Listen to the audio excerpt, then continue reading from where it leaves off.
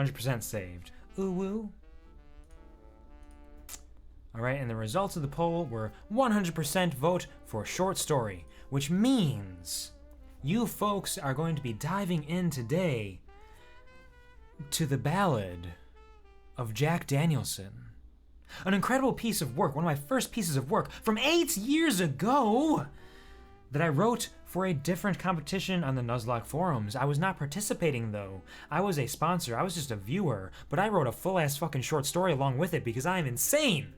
I can't be stopped. All glory to Jack Danielson. And if we have the time tonight, this one's much shorter than Beauty and the Yeast was. This one actually is relatively short. I think it's only got like 8 or 9 parts to it, and they are shorter.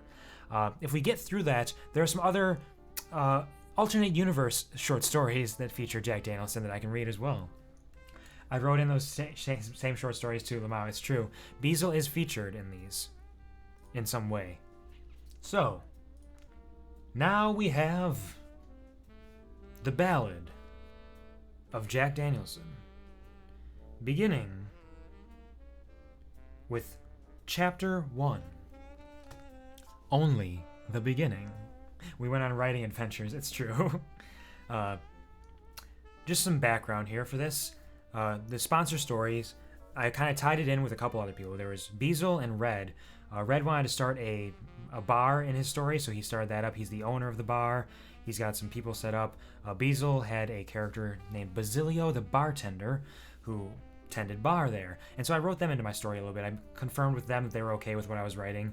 And I played Jack Danielson, who you will meet shortly in Only the Beginning. Open on the entrance to the Seven Seas pub, a magical tavern full of wonder, laughter, alcohol, and, on occasion, the absence of the first two. I didn't get to join in on this since I was stuck playing the Nuzlocke games. You were stuck there, so you got to experience the Battle of Jack Danielson, but you didn't get to be a part of it fully. But you were a part of it in a way because you were in the background making things happen. It's true. You mattered here. Yeah, so this was definitely shouldn't have been nearly as long or extravagant as it was, honestly, because it's just a viewer thing. I was just viewing. I wasn't a part of the games, but I'm a madman. What can I say?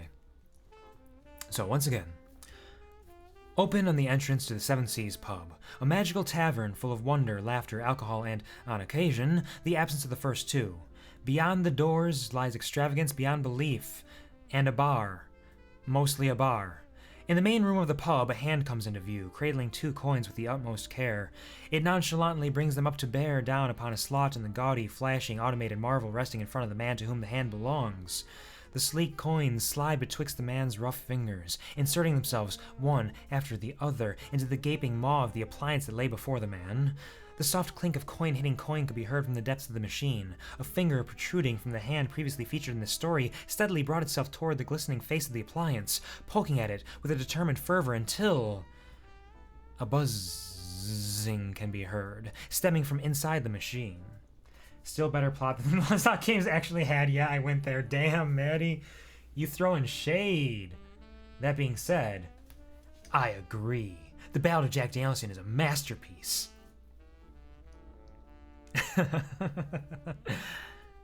A resounding click echoes around the room as a melody drifts out of the speakers of the jukebox. The melody being an unavailable video. I believe the song was Only the Beginning by... Is that by Chicago? Or is it Boston? It is Chicago. Only the beginning. That kind of song. In fact, I'm not going to play it live on stream because I'm not about to get copyright stricken. I'm not that foolish, even though I've done foolish things before.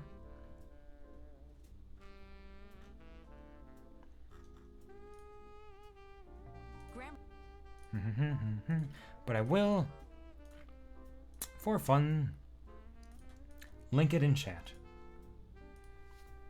So if you would like to listen to it, listen along as the story progresses, feel free. So I know we played some Careless Whisper on that jukebox, or Careless Whisper. This is true, there was some Careless Whisper at some point. And Careless Whisper is good, let me tell you what. The sounds of a bygone era resonate within the walls of the fine establishment.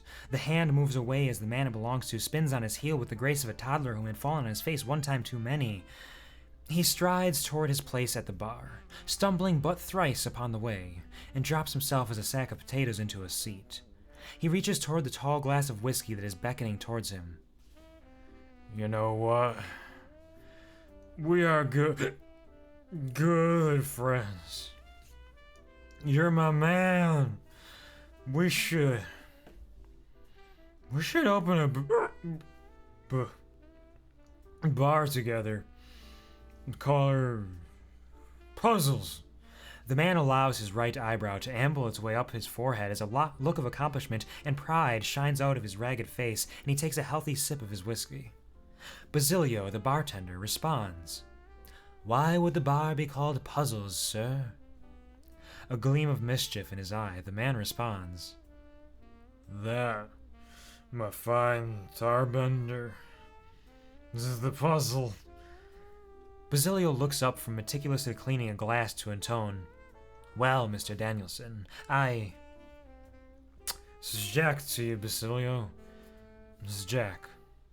Jack Danielson blurted out as he cuts off the fine bartender. I hate to do this during the Ballad of Jack Danielson, but I have to go. Got an early shift tomorrow. Good luck with the rest of the stream. No worries, Maddie. Thank you so much for being here. Always appreciated. Absolutely get some rest, get some sleep, and hopefully your day of work tomorrow goes well and it doesn't cause too much issues and you don't get too little sleep during it because it is already relatively late for you, but hopefully it goes well for you. Thank you for stopping by. Always appreciated. I love you and I'm proud of you. Right. Well, Jack, you see, you are well aware that I co-own this very Basilio is once again interrupted as his silken head rises up from beside the unkempt man before him, its vibrant, fleshy ribbons waving wispily in a non-existent wind. The Sylveon's dazzling eyes bore through Basilio's train of thought as if that were actually possible. And who is this, Jack? I should sneak out too. Got that production change tomorrow. Yes, you have a lot of work. You got a lot going on for you, Coding Haze. So once again, thank you for stopping by. Very much appreciated. Get some rest. Hopefully the production change goes absolutely wonderfully for you tomorrow. Thank you for the bits and the subs. You're a blessing and a curse in a way. Have a beautiful night.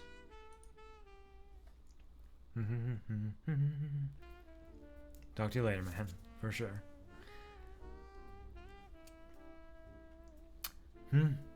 Mr. Danielson seems perplexed. His eyes cross several times over as one could almost hear the clinking and clunking of his brain trying to work out where he is and what he is doing.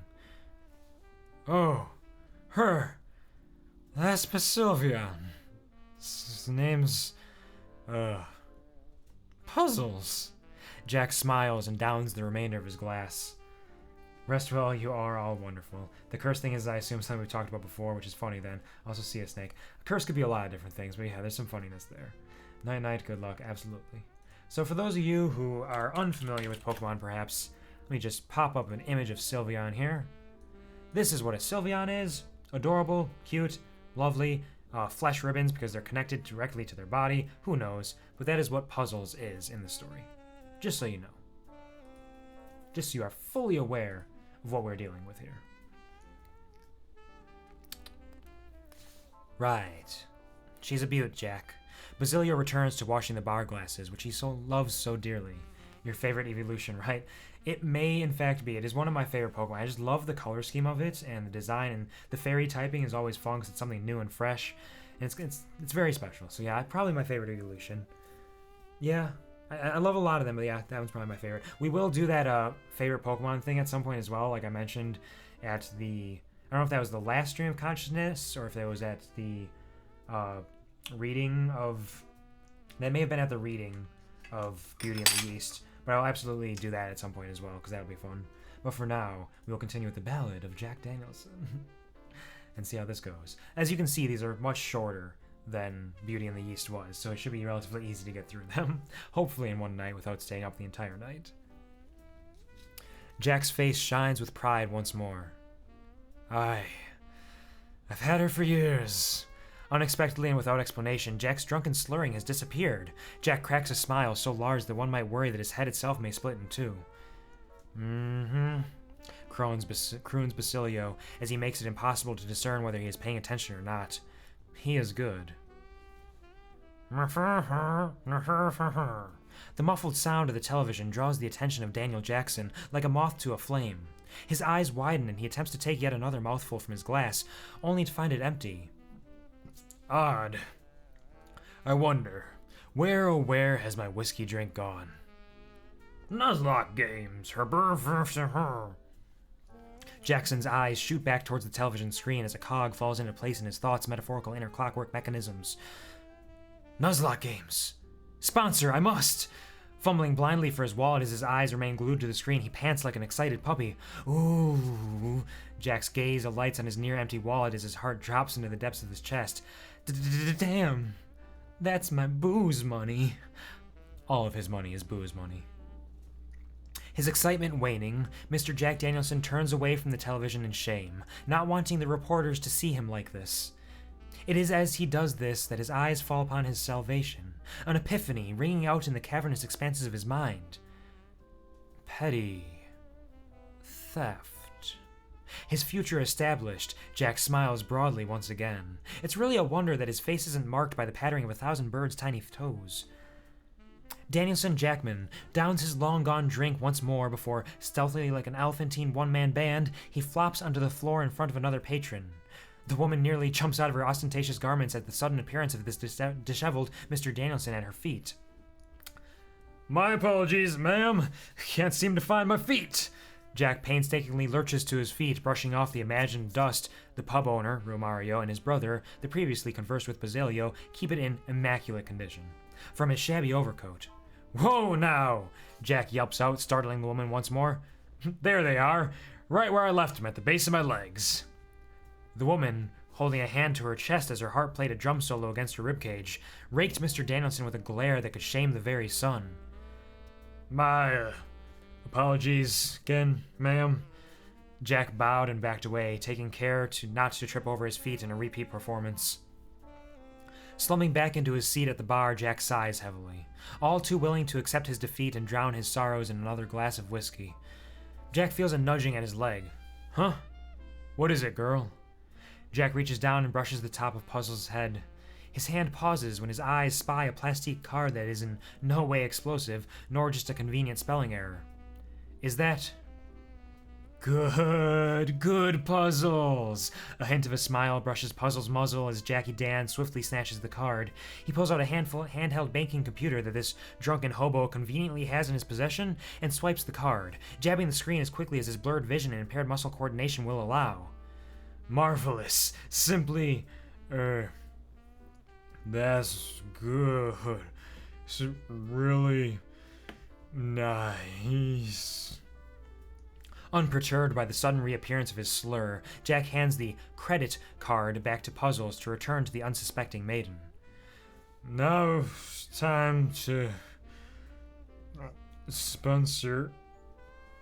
Jack cracks his knuckles for the extensive, hard labor that lies ahead of him and begins to poke at the small computer screen in his lap.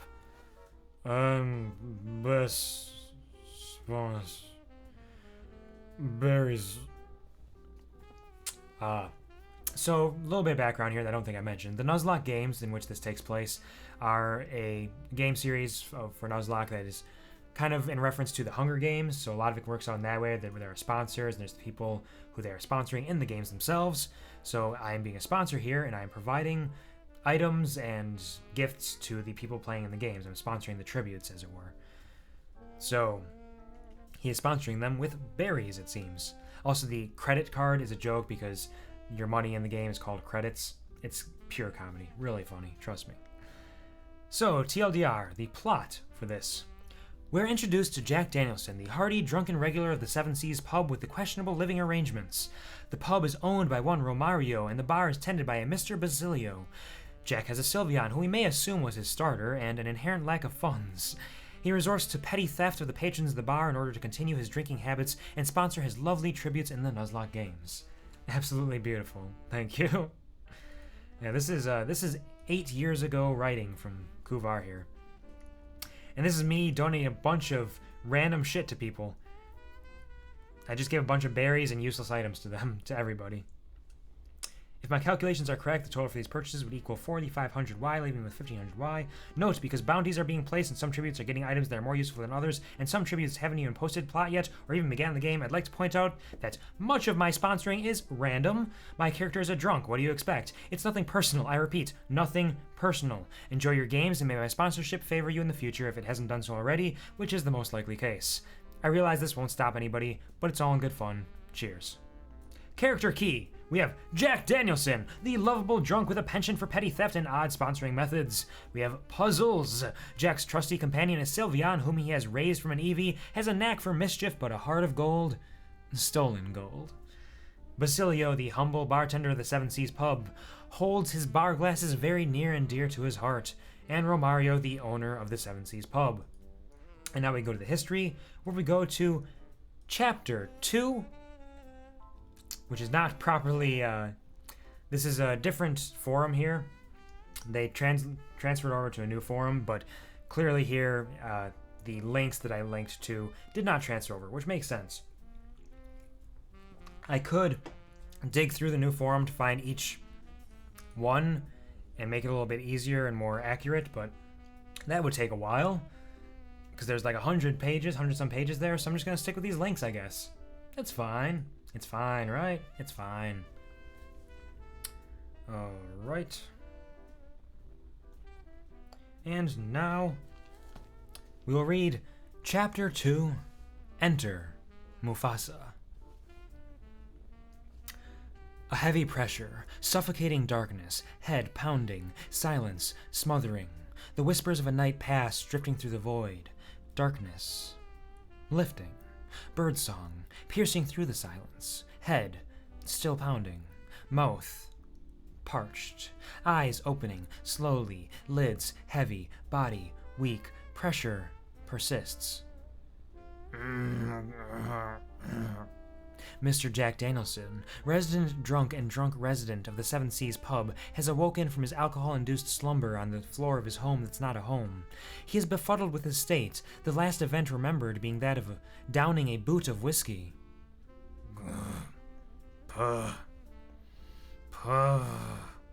Puzzles! Puzzles! Get off me! The pressure holding him down is revealed to be none other than his longtime faithful companion, Puzzles the Sylvian. With a yawn and a leisurely stretch, Puzzles hops off the back of Jack. Thank you kindly, Puzzles. I need a drink. Danielson attempts to peel himself off the floor, but it proves to be a more difficult endeavor than he had expected. His limbs were filled with bricks and stones and broken bones, and the birds could never help him. Son of a... After a heaving shove toward the ground, aided by the desire for a hearty beverage to quench his thirst, Mr. Jackson manages to bring himself to his feet. This is better. Jack turns on his heel once more, as he is wont to do, despite his oft-impaired sense of balance, only to find that the bar is untended. What? Mr. Danielson turns toward the clock to find that it is but 6 in the morning, long before the bar opens for business. What Jack doesn't question is how he is able to function as a normal member of society with only 4 hours of sleep and veins flowing with alcohol. What the narrator doesn't question is, fuck you, whether or not Jack is a normal member of society. Only he does question it, and comes up with an answer. Most certainly not. With that out of the way, Senor Danielson plops himself down into a seat, contemplating how he will ever manage to quench his thirst in an empty bar. It never occurs to him that he could steal a drink. He owes the bar far too much to ever consider that, nor does it occur to him that he could leave and find a business that is either open at the moment or will open shortly. In his sorrow-ridden stupor, the young Master Danielson allows 3 hours to pass without incident. He is rudely brought back to reality by a faint sound. Mew! Mew! His head shakes from side to side like a confused bobblehead, trying to find the source of the noise. Puzzles! Did you hear that? Sylvian! Puzzles responds, only getting confused for but a moment on exactly how to speak. That's right, Puzzles. It can only be the mewling of a young child. They must be in danger, and it is our duty as resident superheroes to save that child. We must away! And with that, Jack Danielson man and his little sidekick and his lithe sidekick Puzzles leapt from their seats and out the door of the bar, leaving their safe haven behind for the betterment and protection of the future of this, our destructed nation. Moments after Herr Danielson bounded out the door, Mistral, the mew belonging to the bar's waiter, Bluno, popped its pretty little genderless head around the corner, clearly amazed at the sheer brainlessness of our dear hero. We open on the outside of the Seven Seas pub, with Jack Danielson standing on the sidewalk, peering along the street. "Where couldst that cry have originated, Madam Puzzles? We must act hastily, for I fear we may have nearly be too late," Jack cried out in desperation. Puzzles shrugged, a motion that one would think a quadruped incapable of. "Executive decision. It came from that way direction, and we shall ride swiftly until we find this poor child." Jack, clearly proud of himself for his quick thinking and impending acts of heroism, throws his finger to point at the sky in what he believes to be a valiant pose, surely. "Mufasa, to me!" Several moments pass, with nothing of consequence occurring. Besides, of course, the plastic bag that lazily drifted through the air, moving past our heroes and towards where Dandrew Jackson decided the non-existent child's cries originated from, certainly in an effort to save said child before Jack could get around to it. Ah, right. How silly of me, Puzzles. Jack Danielson stated, letting loose a hearty belly laugh toward the sky. Ha ha ha ha ha ha ha! Hands on his hips, mouth wide enough to swallow the sun. Mustn't waste valuable time laughing, Jack Danielson scolds himself and scrabbles at his heavy patchwork overcoat. He's making an obvious effort to find something he believes will surely be a boon for the upcoming heroics, and it is distinctly clear that he has no clue where he left the desperately needed artifact. Grumble, grumble, Mr. Danielson audibly grumbles, or perhaps just voices the word grumble. Puzzles is somewhat puzzled upon hearing her companion's utterances. As the kids say these days, Eureka! Triumphantly, Jack yanks an MP3 player from the depths of his jacket. This is just the thing. Pressing a button on the musical device, Jack once again feels confident that his moment of triumph is at hand, as the thumping beat and bumping melodies... What song is it this time? Nope. Here we go. I will post the link in the chat in case you want to listen along with the story. Here. It is The Circle of Life from The Lion King. As the thumping beat and bumping melodies ring out across the land, Jack reaches into his coat once more and retrieves a Pokeball. Tossing it into the air like he just don't care, Monsieur Danielson cries out, "Mufasa, we must ride!" A bright light emanates from the Pokeball, promptly filling out the form of Jack's trusty steed, his brown fur rippling in the cool breeze of this late morning, the glistening rays of the sun shining down through his antlers almighty. Mufasa, the not-so-aptly named Sawsbuck, strikes a pose that screams, "Let's do it! Huzzah! That way, Mufasa!" Jack leaps onto the muscled back of Mufasa as the lightly seasoned deer Pokemon, as I will call it without documenting my sources, springs into the street, bounding along at a vigorous pace, both rider and steed eager to help those in need. And I will bring up a Sawsbuck quick to show y'all what a Sawsbuck looks like. In case you're unfamiliar, it is this. It is a deer. It's a reindeer. That's what a Sawsbuck is. That's what I'm riding. Its name is Mufasa. Oh yes. Oh yes. I remember this Pokemon. Me too. It's another one of my favorites, actually. The changing seasons, changing its design, it's a very sleek design too. Very simple but effective. And that's something I like out of a lot of the Pokemon designs, is really simple things. Sometimes even if it just looks a lot like a normal animal, I like it a lot. It's what can I say? I'm a weird fella. With weird tastes. To the left, Mufasa! Sir Jack Danielson orders his robust steed as his stalwart companion, Puzzles, races along beside them. We must act quickly, for the children, or just the one child as the case may be. It is a blessing for the public that there isn't much activity in the streets at this hour, else many a wreck would be seen littering the roads from the man riding a deer at a breakneck pace with no concern for anything that stands in his way. His only worry is rescuing the child that he has convinced himself is in mortal danger. Whoa, Mufasa, whoa! Do you see that dark alley? Surely awful things happen down that dark corridor. That must be where the child is. Ride! Jack Danielson and his two-man posse hurriedly traverse the length of the alley, skidding to a stop at the far end. There's nothing to be seen, save for a discarded condom and several bags of trash. I was so certain. Disappointed and downtrodden, Jack hangs his head in shame. I failed the child. Mr. Danielson appears to be somewhat delusional, and could certainly use a drink to bring him back around to his usual self.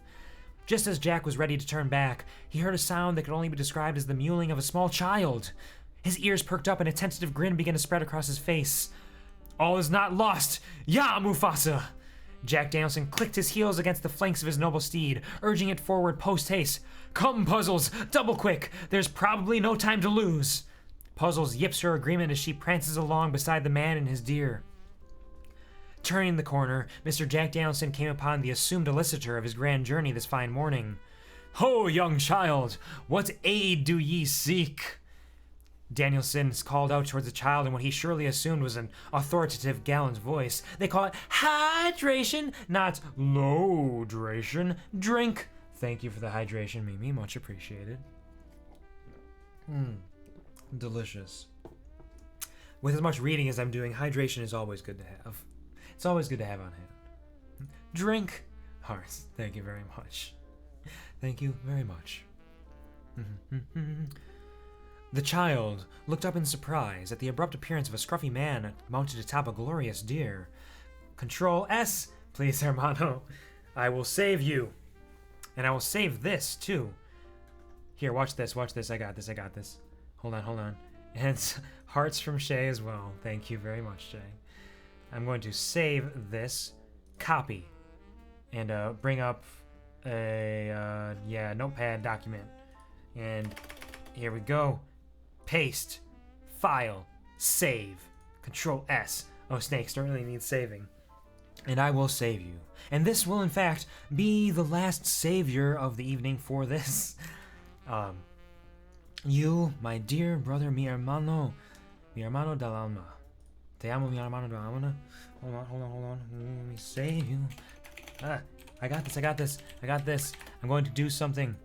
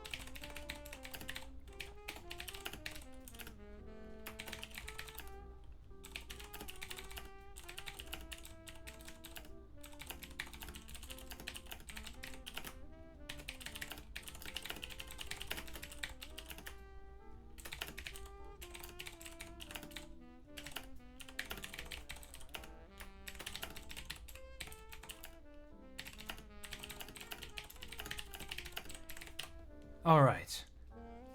I love when you try to speak Spanish, man. I'll save you. GG, make me. Okay, so, I do try to speak Spanish. I'm not good at it. I know a few words here and there, and occasionally I have to use Google Translate, which I'm doing right now, to read this. This is a combination Control S combination, right like you're running out of time. Special for you, Snaky. So let's see how I do this. This is gonna get a little fucky here. Yo te salvaré, hermano mío. Juntos recorremos el borde de la existencia y encontraremos la gloria en la horizonte, rompiendo lo imposible. Juntos somos fuertes. Yo te traeré la salvación, como tú me la traerás a mí. Juntos somos libres, sin ataduras, y podemos ser más y más a medida que los días desaparecen detrás de nosotros. El mañana nunca llegará porque vivimos hoy, viviendo el momento, salvado. No pesa mucho, es mi hermano, y la salvación ha salido a la luz en este día.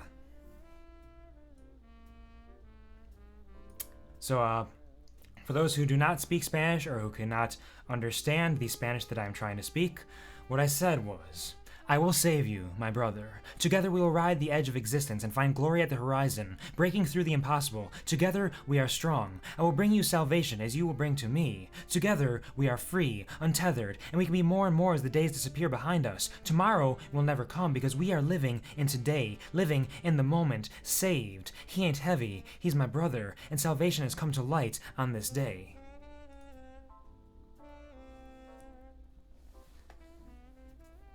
It always surprises me when you do. Oh my god, I'm here to witness this. I'm clipping that so fucking hard. I got all of it. I love you, dude. Thank you very much. I'm glad that it was understandable. I know for a fact I fumbled and stumbled over a few of those words, but I did my best. Thank you. And that being said, I think it's about time to hit this. The Control S back up to normal cost. We chained him wrong on purpose as a joke. Back up to normal cost. And I will hit y'all with another flash sale. Let's see what we got going this time.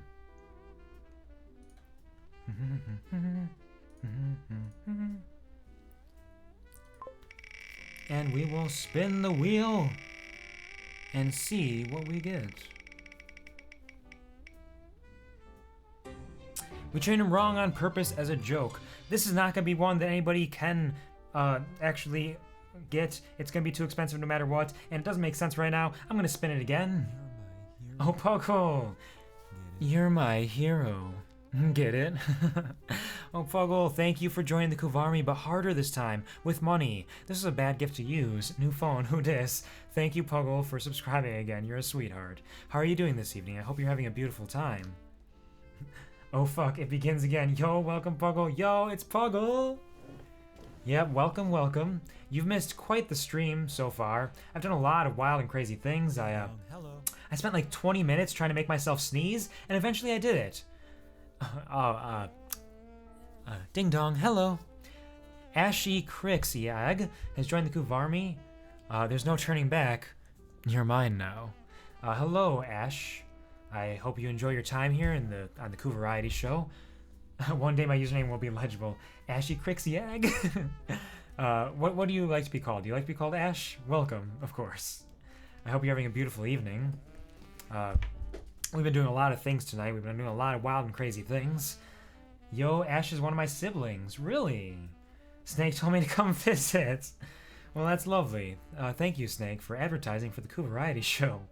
This is something special here, I suppose, in some kind of way. Doing good, how about you? I'm glad you're doing well, Puggle. I am doing relatively well. I've been having a grand old time here for 4 hours or so. Some wild and crazy shit happening. We're reading the Ballad of Danielson right now. Free advertising, it's true, and it's delightful. I'm always glad to have some new folks stop by. You're more than welcome to sit around and stay a while. Stick around for a spell. Hopefully I can make you smile a little bit here or there. I'd advertise for my brothers, but they are shitters. Fuck yeah. Yeah. You know, as a special taste, because we have somebody new here, and because I like doing this, I think we're going to do a free live rendition of Reignition Reforged, which I love doing for people, because I am proud of the work that I put in. So I took a break from the internet for about 2 weeks, and in that time, I threw together a video and a rhyme/rap thing. I'll send a link to the. Here is the actual link to the video itself on my Twitter, but the live rendition I will do. Let's go, Faya. It's been a minute since I've done this. I'm a little sleepy, but not too bad. I need to stand up for this because it works better. I've been doing these by memory recently, because I have most of it memorized. So there will be times where I stumble a little bit, slip or fall. So please bear with me. Get it? Because I'm not a bear. I just dress like one. I swear. That's my gimmick. So bear with me while I attempt to do this from memory. And I hope you enjoy this live rendition of Reignition Reforged. adjust microphone. Here we go, here we go. Rise up. When is this motherfucker gonna rise up? When is this motherfucker gonna rise up? Rise up.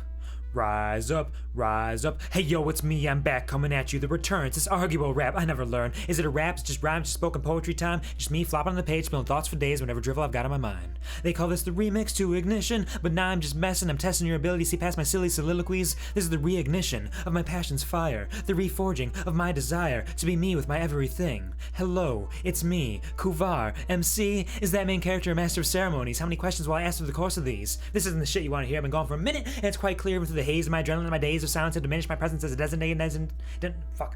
Sorry. Live rendition. Let me retry that. Give me a moment, give me a mulligan.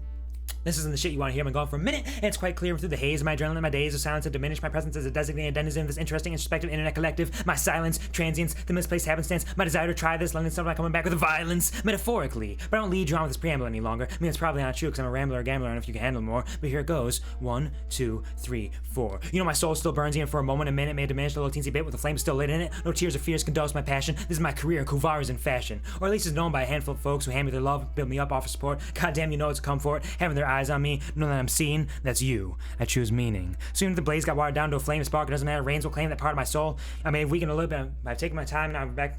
Fuck. Sorry, this is really, really bad. Soon as the blaze got watered down to a flame, a spark, it doesn't matter, rains will claim that part of my soul. I may have weakened, but I take my time to reignite. Now I'm burning, the world's turning for me, and now I'm back to fight. Now watch me go. I'm unkillable, I'm unstoppable, I'm invincible, I'm improbable. Now I've got to show the color of my soul to the people all around the world. My future, my life, is just starting to unfurl. The beautiful tapestry weaving our story, not a fantasy. The beginning of our rhapsody, the freedom to chase eternity. Look to the horizon and face possibility. Don't give up.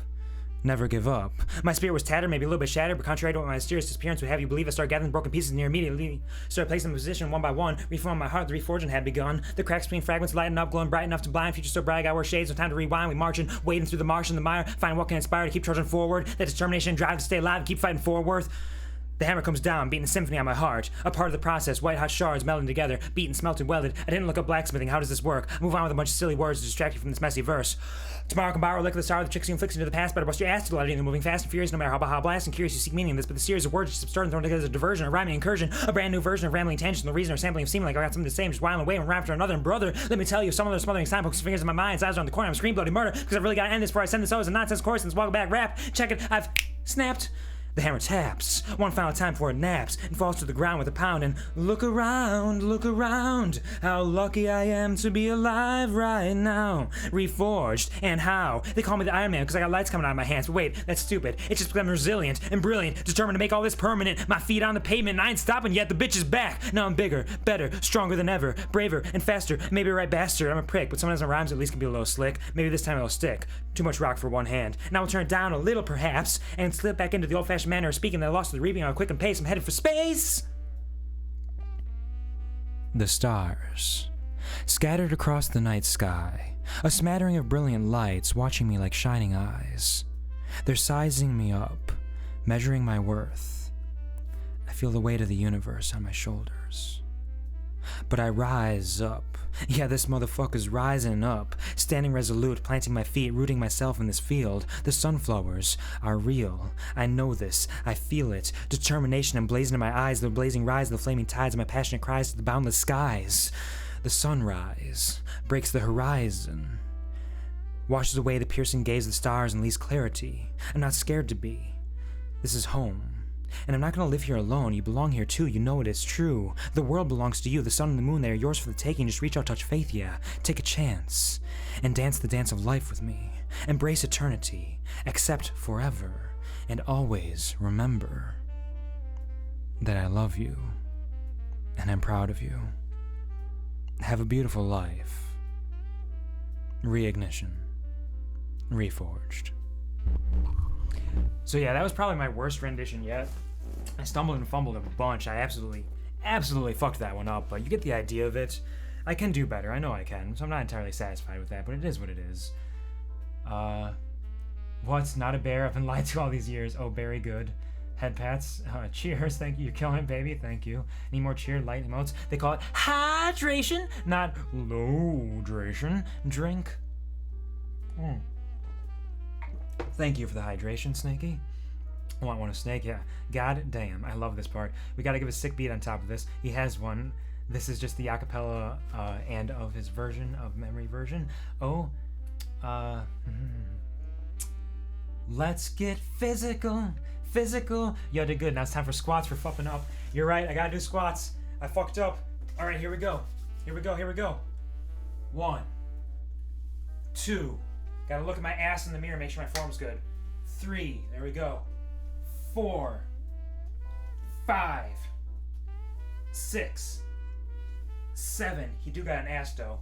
8, 9, 10. Thank you for the squats, Puggle. Much appreciated.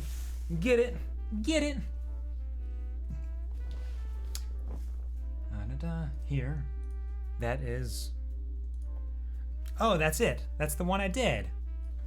Yeah, I can't actually play that on here because there's a... It's probably a copyright thing.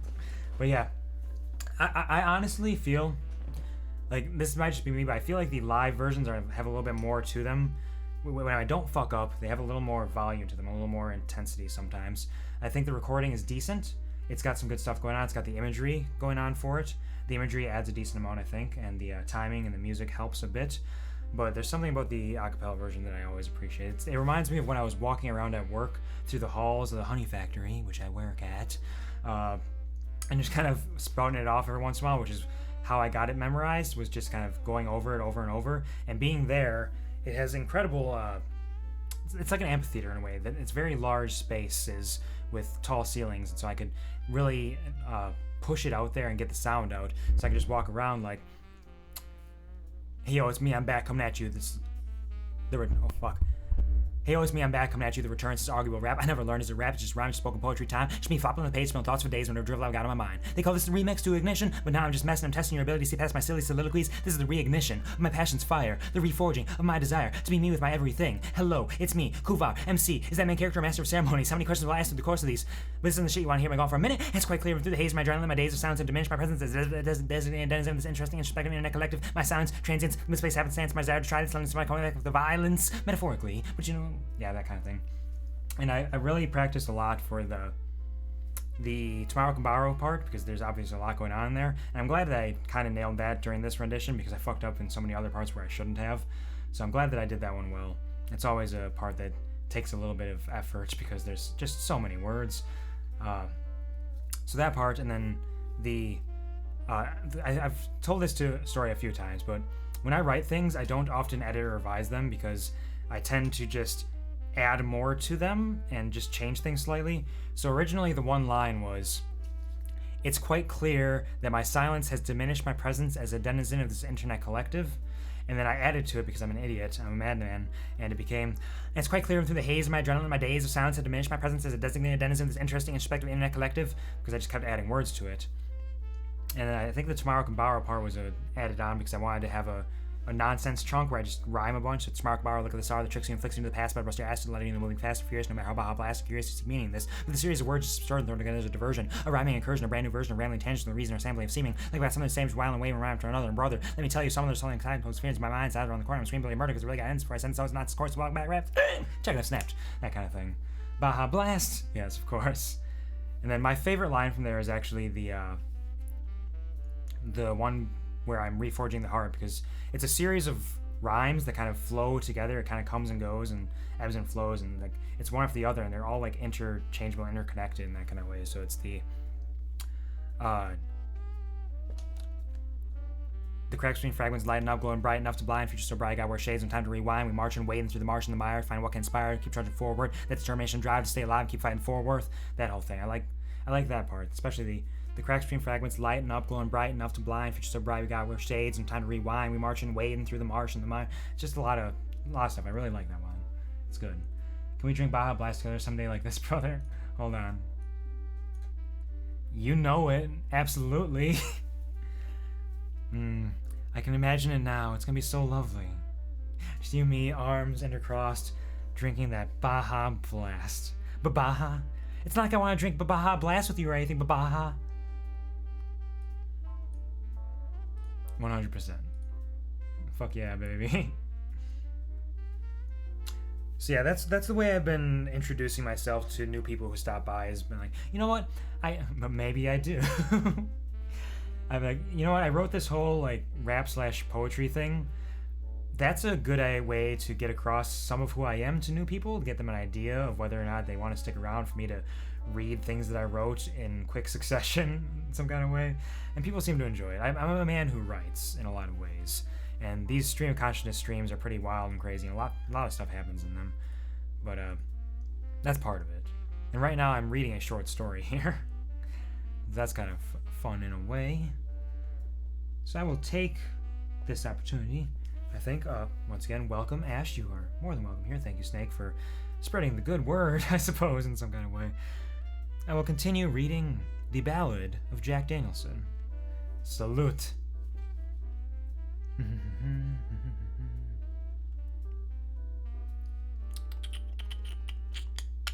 The child looked up in surprise at the abrupt appearance of a scruffy man mounted atop a glorious deer. Well, hello, mister. I'm lost and I dropped my lava cookie. The child spouted, naively informing a complete stranger who certainly looked the part of a roughneck that he was without supervision and wandering in an abandoned street, not to mention that he also implied that he would greatly appreciate a cookie or candy. The child was not the brightest, and may certainly count its lucky stars seeing as it has been saved from a certainly horrid fate by the valiant Sir Jack Danielson. Never fear, young one. Do you know where you live? Jack Danielson is obviously in desperate need of a refueling as he questions whether the hopelessly lost child knows which way to get home. I live at my house. The child pipes up cheerfully. Surely this man can assist him in getting home. Bravo, child! Hop on the puzzles. We can ride to your house. Danielson would certainly do well to consider the feelings of little Miss Puzzles in this matter, but he is too focused on getting the child back home to even think about what he is doing. But you don't have any puzzles here, mister. The child is clearly confused, as could only be expected when it receives such a mindless order from Jack. The Sylveon, child! Ride we must! Godspeed and whatnot. The child's eyes brighten as realization floods its tiny walnut brain. Yah! Jack cries once more as the child leaps onto poor Puzzle's back and they all tear off into the down the street. Like the wind, they traverse the still strangely empty streets of the capital for what is surely several hours, as the sun rose to its peak in the sky and the child began to cry for the uncomfortable situation that is riding the hapless Puzzles as she rips through the streets alongside the crazed man who has no clue what he is doing. Mom! Dad! Your child is lost! Jack Danielson yells into the sky, assuming the parents would assuredly be within shouting distance, even though the quartet had roamed over a fifth of the capital at this point. Ho now! What's this marvel? Jack and company slide to a stop, the child falling off of Puzzles' back, unable to feel its pudgy little legs. A building, bustling with activity, chatter, pure bliss, had risen up before them. Jack Danielson could only stare in awe at the structure with the "Free lunches are us" sign dangling from its roof. A new plan began to formulate in gallant Madam Jack's mind, spreading like molasses, enveloping his very being with the speed of a snail seeking revenge. The free lunches thing is a joke because somebody in another sponsorship update wrote something along with a gift they gave to a tribute where they said, hey, there's no such thing as a free lunch. And I took that as an opportunity, an invitation to make dumb jokes about free lunches. So I did it. Child, I must rest, for this journey has taxed me greatly. There's a playground across the way. Go spend your time there, and we may find your home and your cookie another day. In a little bit, I mean. The rhyming is a problem sometimes. It really is. Without taking his eyes off of the glory that lay before him, Jack pointed out the playground of which he spoke. He has surprising awareness of his surroundings at times. The child, of course, was too weak to walk to the playground. It lay on the ground, whimpering its weariness.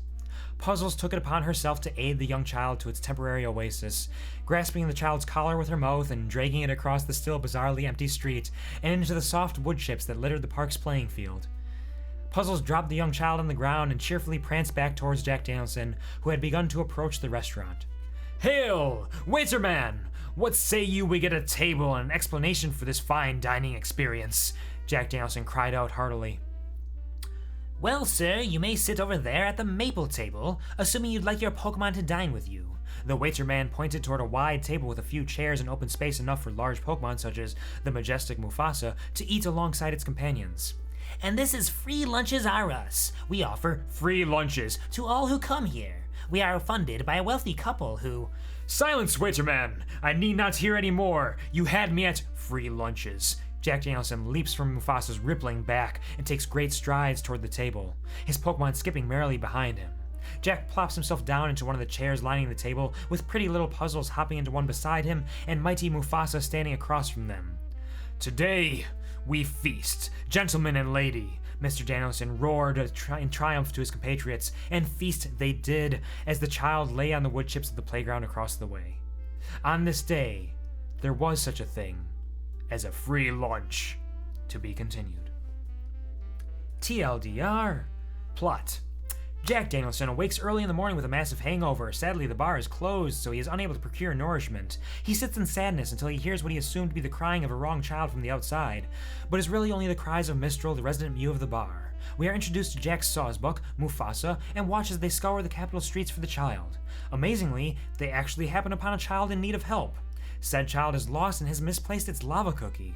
The child of ambiguous gender is taken along for a wild ride through the capital streets with no real end goal in mind, but is dropped off at a playground as Jack Danielson and company are treated to a free lunch.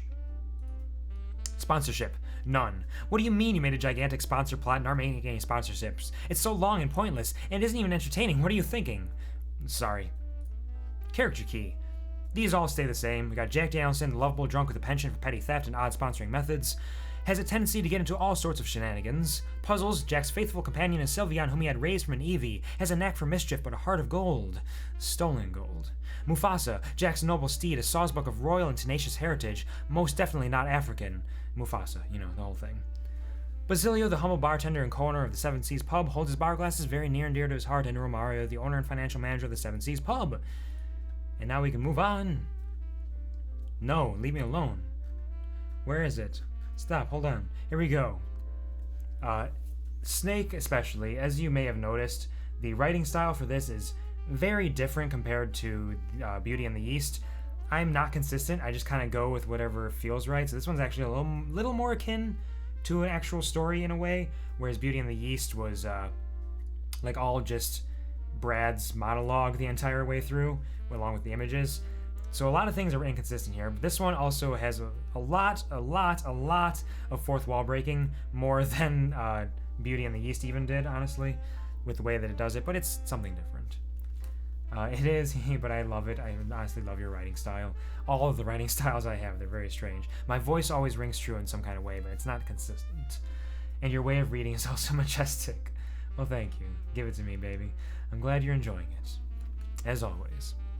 So this is Chapter 3, A Fateful Fortune for the Future. 5 o'clock. Afternoon. Jack Danielson leans back in his chair at the venerable Free Lunches Are Us, unaware of his position in relation to the ground, as could be expected of this situation.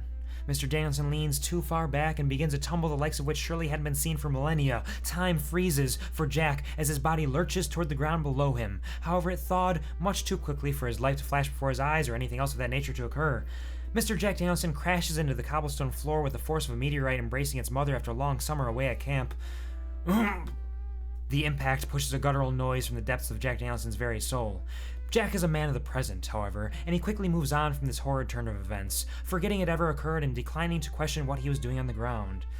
I forgot, this was also a story where I used a lot of really abstract, weird metaphors, like the force of a meteorite embracing its mother after a long summer away at camp, and the whole time freezing but thawing too quickly for his life to flash before his eyes. It gets really strange here in the Ballad of Jack Danielson, but it's a good time. Ugh. Jack Danielson cradles his stomach with the care of a mother nurturing her newborn child. 3 hours of free lunch was far too much for a man of such little willpower as Jack Danielson has. He has eaten enough free lunch to feed a hungry Slovakian orphanage filled with little baby black holes, rather. Don't worry, it's what makes it good. Yeah, the strangeness of it. Like, feed a hungry Slovakian orphanage filled with little baby black holes. Perfect metaphor, makes absolute perfect sense. Puzzles. I'm dying, Puzzles. I can't move an inch. Jack groans in hopes of garnering some form of assistance from his loyal companion, Puzzles, the Sylveon. Little aid can be expected from the petite ribboned lass, as she has eaten a proportional equivalent to the mass of free lunch that Mr. Danielson has masticated. Puzzles lets loose a yawn large enough for the entire capital to yawn in response, followed by a citywide epidemic of people falling asleep, after the passing of a turn, of course. That is a joke reference to the Pokemon move Yawn, in which your Pokemon yawns, the opponent's Pokemon yawns, and after a turn passes, they fall asleep. Prime comedy. Beautiful. The young Miss then proceeds to stretch out along the ground, completely at peace with her overstuffed situation. It appears as though none of Jack's Pokemon are immune to the tiring effects of the substantial free lunch that has been devoured, as the ever-indomitable and verily magnificent Mufasa stands at the fore of the table, asleep on his feet. The waiter man advances upon the table at which the torpid trio of tranquil teammates is resting, trotting towards his target with tenacity. Excuse me, sir. I'm sorry to inform you that we are closing for the day. It is 5 o'clock, and thus it is certainly no longer lunchtime. I'm going to have to ask you to leave. 5! Jack Danielson's formerly heavily lidded eyes open with a vengeance. 5! 5! 5! Jack is clearly no longer in his previous state of lethargy as he performs an admirable kip-up to arrive back on his feet. 5! Puzzles! It's 5 o'clock! Danielson's eyes are feverish as his excitement seems to ingrain itself into his ardent companion as she pops up from her prone position, eyes shining brightly, an aura of excitement surrounding her very being as she seems to smile endearingly. That's exactly right, Puzzles. It's happy hour, and we are alone and cold and dry, out here in the unforgiving city. We must hurry. It has been far too long, and I fear I may fall apart soon if we don't act. Puzzles hops up and down, eager to be on their way to relieve her comrade of his burden of sobriety. Mufasa, awaken! Jack cries with great agitation. We must hurry! There is no time to lose! Mufasa, asleep only moments earlier, swiftly springs into action. A true professional, that dear. Scooping Jack Danielson onto his back in some manner that I'll leave to the reader to imagine, Mufasa takes off down the still empty, likely due to the prospect of riots, crime, murder, revolution, and the like, streets. Utilizing his impressive photographic memory to guide them back to where they belong, Puzzles once again bounding along beside them. As the trio fade off into the distance, we pan over to a view of a lonely playground and a single child lying on the wood chips surrounding the play equipment. We open on the interior of the Seven Seas pub, rife with activity. Mr. Jack Danielson bursts through the entrance, assuredly not making a scene as he'd rather not be seen.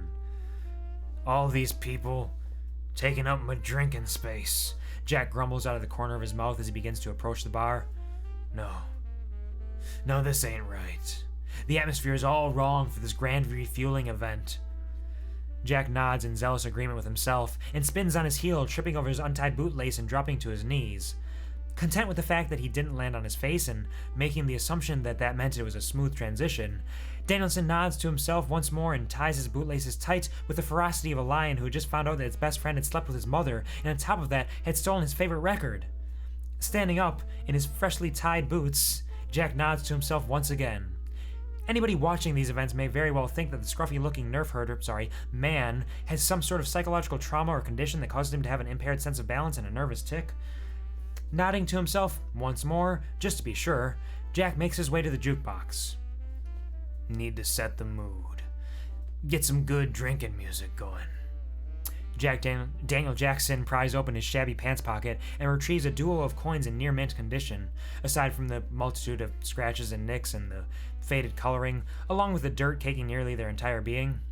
He proceeds to ease these shining examples of perfection into the jukebox, anxiously anticipating the beverages that can be foreseen flooding his future to the harmonious tunes being belched from the music machine.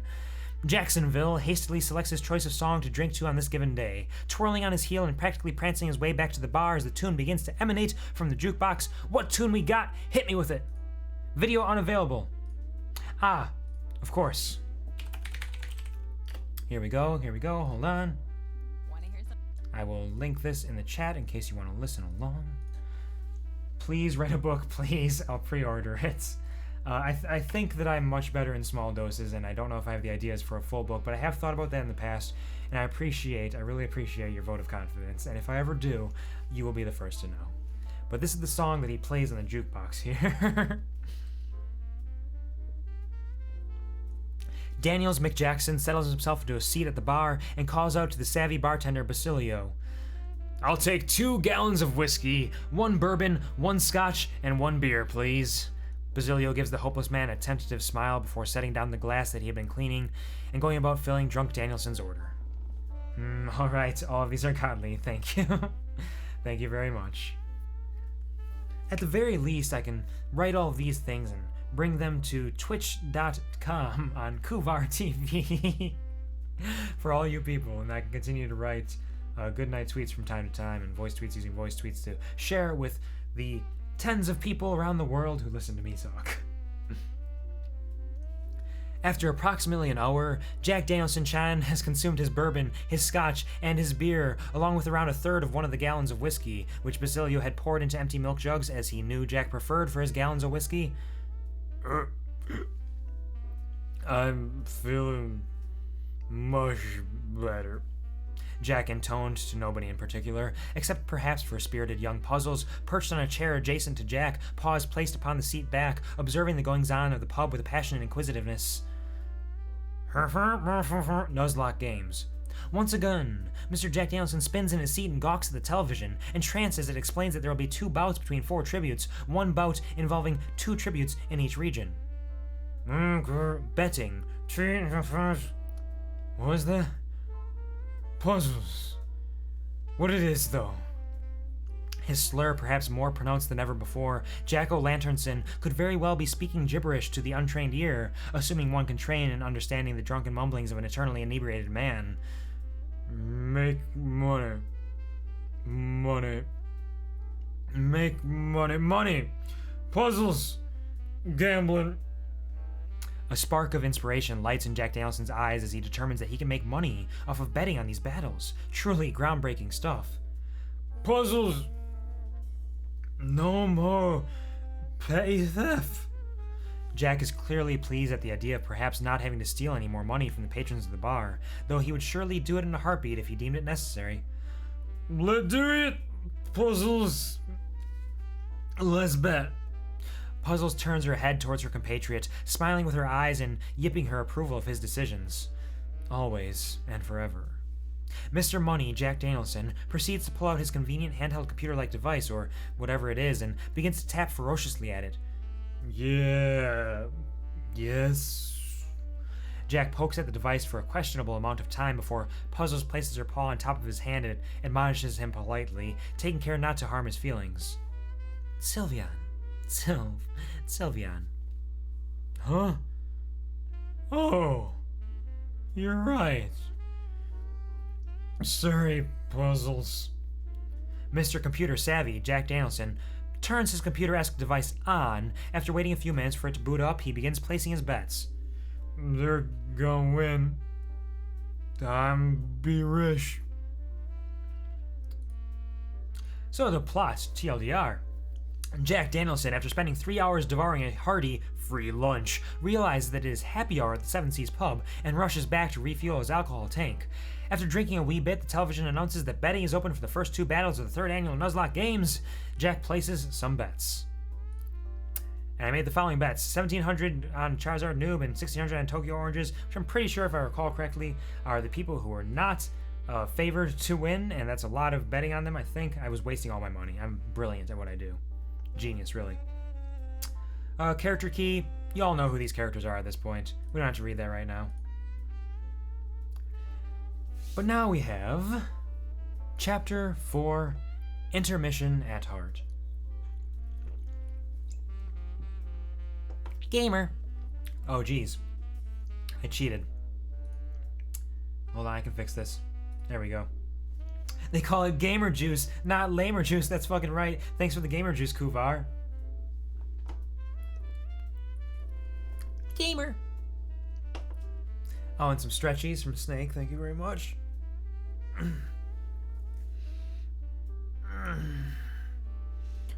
Okay. And oh yeah. Oh, that's always so good. Oh, thank you for the stretchies.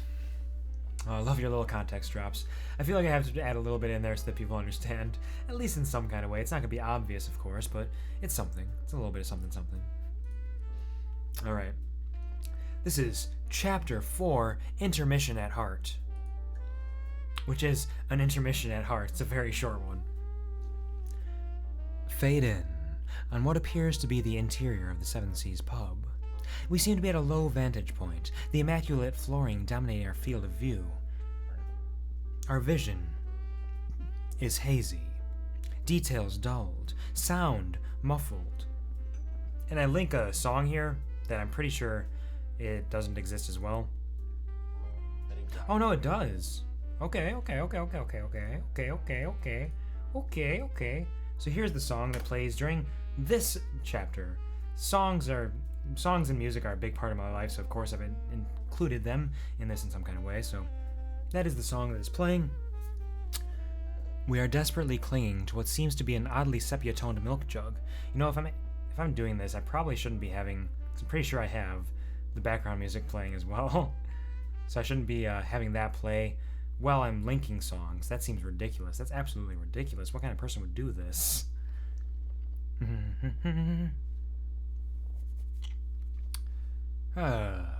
We are desperately clinging to what appears to be an oddly sepia-toned milk jug. Sluggishly turning our head, we can vaguely make out what appears to be several more milk jugs scattered across the floor at an indeterminate distance to us. So considerate. Well, I've done silly things before like that. I was playing Screaming Cowboy over the smooth jazz. I've played music before over the smooth jazz. I played Never Gonna Give You Up over the smooth jazz that one time and sang to it as well, which probably saved me from getting copyright stricken, but still. It's those little things. Our vision darkens for a moment, brightening up to a lower quality than what we had begun with. Our cognizance is fading. Yeah, and it was awesome. That's the sort of chaos you can get from the QuvarTV show. I give you so many special things that you can't get anywhere else. You really got to come here for it. Nobody else will do that kind of thing for you. I mean, there are probably some, but still, come on down. We're ready and willing to clown. Have you watched Thor Ragnarok? I have watched Thor Ragnarok. It is delightful.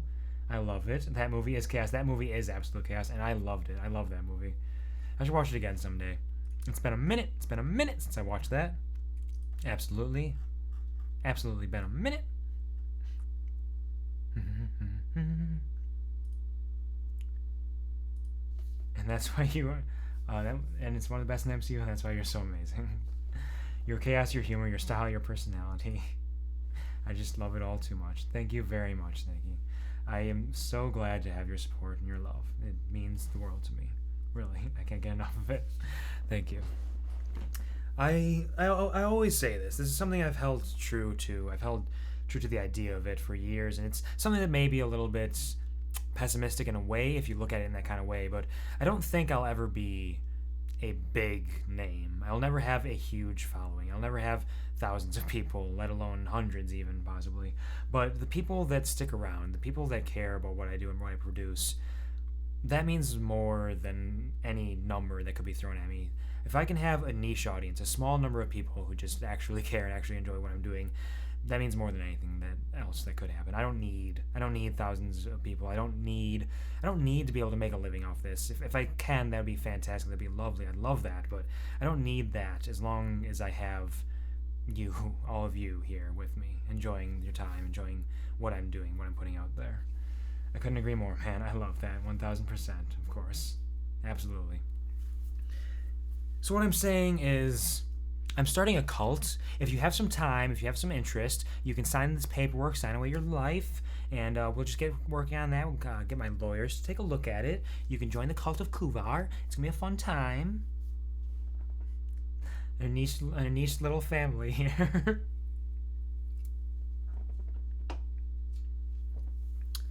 Anyways, this is an intermission.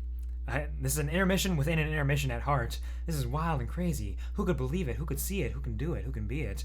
We can. And we'll continue, I suppose, because this shouldn't take this long to read. This is a short one.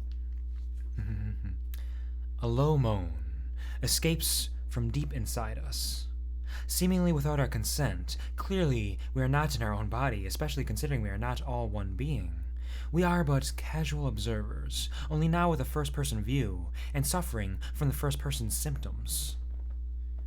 Reddit review. Hello, Corny. Welcome. How are you doing?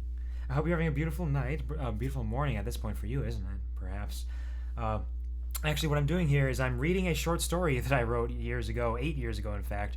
And I've been doing a lot of things. It's a stream of consciousness stream, which basically means I just do whatever comes to mind. Earlier, I spent like 20 minutes trying to make myself sneeze, And I got it. I got it at the end. Intermissionception, absolutely. Intermission within intermission. This is a short story that I wrote. It's The Ballad of Jack Danielson. So I actually still have a bunch of stuff on my desk here from when I was trying to make myself sneeze. I have a bunch of spices. I have cumin, coriander. I have cayenne pepper. I have a black pepper grinder. There's black pepper on my phone. I have more cayenne pepper. I have a feather boa that I was tickling myself with, trying to make myself sneeze. I have tweezers, because they say like plucking your eyebrows and nose hair can make you sneeze. It was a wild time. But yeah, I'm reading now, and I've been just having a grand old time just doing whatever comes to mind. I stuck my hand in boiling water at the beginning of the stream. Everybody keeps telling me not to grab the tea bag out of the mug. They say use a spoon. I don't know what they're trying to say. It doesn't make any sense to me. So my hand is healing well. I don't think I burned it too badly. I think I'm doing all right. This was totally test my English listening skills. You want to test for your English listening skills? Hold on. You grab it with your fingers? Yeah, of course. What else would you grab it with? You got the tea bag in there. You got to pull it out with your fingers. That's how you make tea. I usually just suck it up and eat it. You know, you make a good point. I probably should try that next time. You give me a good idea for next time, Snake. This is good. This is good. I appreciate this. Thank you. But yeah, a test for English listening skills. I have a rap / rhyme / poem that I wrote, and I did it once already here, but if we're looking for English listening skills, that'll absolutely be a test for you, because I've done it for other people who English is not their first language, and some of them have gotten a little lost in it. Others have been able to manage. It gets a little chaotic, but I'll give you a taste of that and see how that works for you if you want. Yeah, it's a bit grassy, but it tastes good. It's like a tea pod, a tea pod, if you will. Fantastic. Love that, Snake. Absolutely love that. I will definitely eat my next tea bag. I can't be stopped. So here we go, folks. I will be totally lost on it. It's possible. But I'm going to give you a little taste of Reignition Reforged, second time in the stream, because this is Stream of Consciousness. Here we go. Alright, I've been doing this from memory because I posted it on my Twitter. There's a video that goes along with it. But this is Reignition Reforged. Rise up, when is this motherfucker gonna rise up? When is this motherfucker gonna rise up? Rise up, rise up, rise up. Hey yo, it's me, I'm back, coming at you. The return, it's this arguable rap I never learned. Is it a rap, is it just rhymes, just spoken poetry time? Just me flopping on the page, spilling thoughts for days, whatever drivel I've got on my mind. They call this the remix to Ignition, but now I'm just messing. I'm testing your ability to see past my silly soliloquies. This is the reignition of my passion's fire, the reforging of my desire to be me with my everything. Hello, it's me, Kuvar, MC. Is that main character a master of ceremonies? How many questions will I ask through the course of these? This isn't the shit you want to hear. I've been gone for a minute, and it's quite clear through the haze of my adrenaline, my days of silence have diminished my presence as a designated denizen of this interesting, introspective internet collective. My silence, transience, the misplaced happenstance, my desire to try this, let somebody come back with the violence, metaphorically. But I don't lead you on with this preamble any longer. I mean, it's probably not true because I'm a rambler or gambler. I don't know if you can handle more. But here it goes. 1, 2, 3, 4. You know, my soul still burns even for a moment, a minute. May have diminished a little teensy bit, but the flame was still lit in it. No tears or fears can douse my passion. This is my career, and Kuvar is in fashion. Or at least is known by a handful of folks who hammer their love, build me up, offer support. Goddamn, you know it's come for it. Having their eyes on me, knowing that I'm seen, that's you. I choose meaning. So even if the blaze got watered down to a flame, a spark, it doesn't matter. The rains will claim that part of my soul. I may have weakened, but I've taken my time to reignite, and I'm burning, and the world's turning for me, and I'm back to fight. Now watch me go. I'm unkillable. I'm unstoppable. I'm invincible. I'm improbable. And I've got to show the color of my soul to the people all around the world. My future, my life is just starting to unfurl. The beautiful tapestry, weaving our story, not a fantasy. The beginning of our rhapsody. The freedom to chase eternity. Look to the horizon and face possibility. Don't give up. Never give up. My spirit was tattered, maybe a little bit shattered, but contrary to what my mysterious disappearance would have you believe, I started gathering broken pieces near immediately, started placing them in position one by one. Reformed my heart, the reforging had begun. The cracks between fragments lightened up, glowing bright enough to blind. Future so bright, we gotta wear shades, no time to rewind. We marching, wading through the marsh and the mire, no time to inspire. Or looking what can inspire to keep trudging forward. That determination drive to stay alive and keep fighting forward. The hammer comes down, beating a symphony on my heart. A part of the process, white-hot shards melding together, beaten, smelted, welded. I didn't look up blacksmithing. How does this work? I move on with a bunch of silly words to distract you from this messy verse. Tomorrow can borrow a lick of the star that tricks you and flicks you into the past. Better bust your ass to the letter. You're moving fast and furious, no matter how blast and curious you seek meaning in this. But the series of words is absurd and thrown together. There's a version, a rhyming incursion, a brand new version of rambling tangent. No reason or sampling of seem like got something the same as while and way from around to another. And brother, let me tell you, some other smothering signposts, fingers in my mind. So I was on the corner. I'm screaming bloody murder because I really got to end this before I send this out as a nonsense course and walk back rapping. Chapter got snapped. The hammer taps one final time before it naps and falls to the ground with a pound. And look around, how lucky I am to be alive right now. Reforged, and how? They call me the Iron Man because I got lights coming out of my hands. But wait, that's stupid. It's just becoming resilient and brilliant, determined to make all this permanent. My feet on the pavement and I ain't stopping yet. My bitch is back. No, I'm bigger, better, stronger than ever, braver and faster, maybe a right bastard. I'm a prick, but sometimes my rhymes at least can be a little slick. This time maybe it'll stick. Too much rock for one hand. Now I'll turn it down a little perhaps, and we'll slip back into the old-fashioned manner of speaking that lost to the reaping of a quickened pace. I'm headed for space. The stars, scattered across the night sky, a smattering of brilliant lights watching me like shining eyes. They're sizing me up, measuring my worth. I feel the weight of the universe on my shoulders. But I rise up. Yeah, this motherfucker's rising up. Standing resolute, planting my feet, rooting myself in this field. The sunflowers are real. I know this. I feel it. Determination emblazoned in my eyes, the blazing rise of the flaming tides of my passionate cries to the boundless skies. The sunrise breaks the horizon, washes away the piercing gaze of the stars and leaves clarity. I'm not scared to be. This is home, and I'm not going to live here alone. You belong here too, you know it, it's true. The world belongs to you, the sun and the moon, they are yours for the taking. Just reach out, touch faith, yeah, take a chance, and dance the dance of life with me.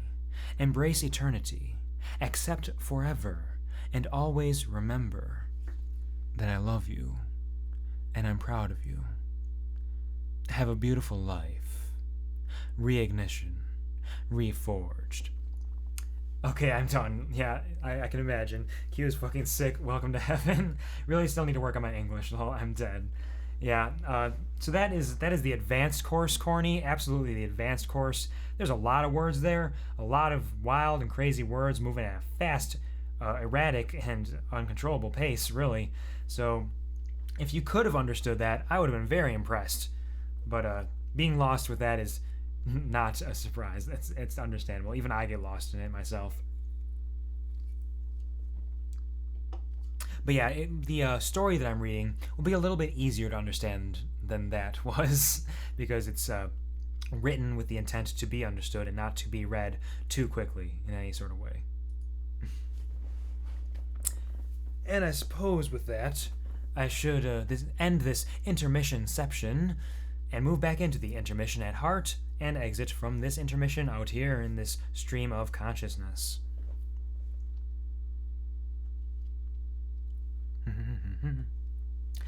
In the indistinct distance, or is it directly in front of us?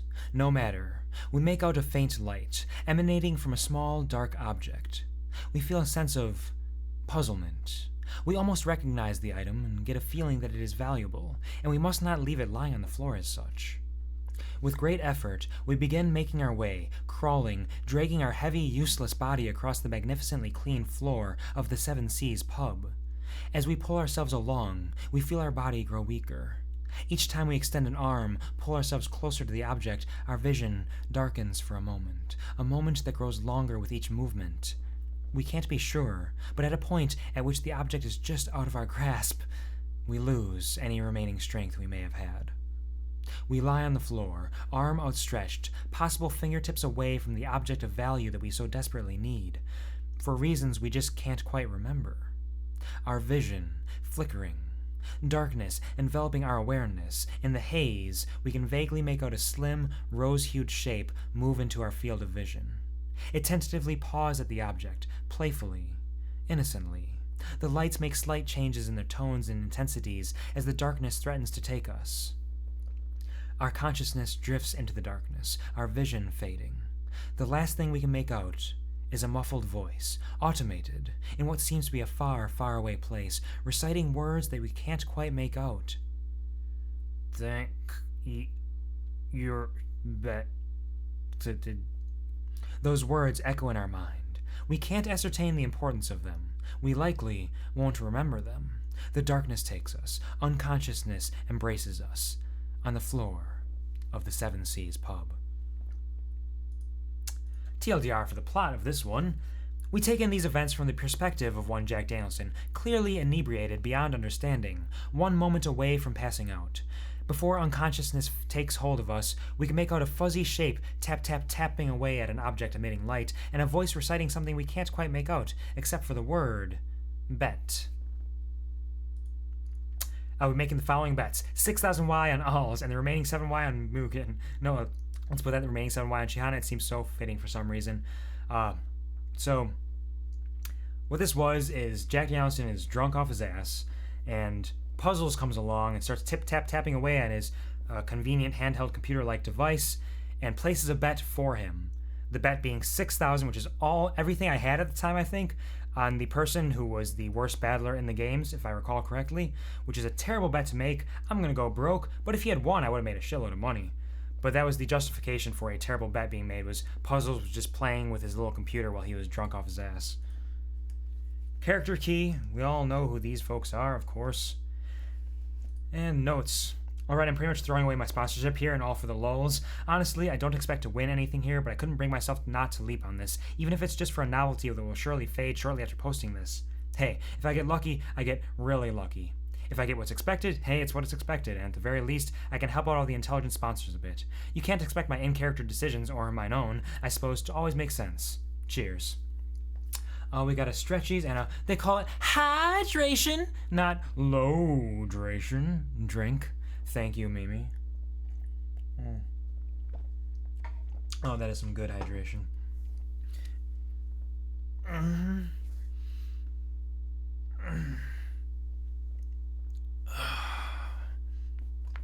Oh, yeah. Oh, that was some good stretchies. Thank you very much, Mimi. Much appreciated. Health checks are always welcome.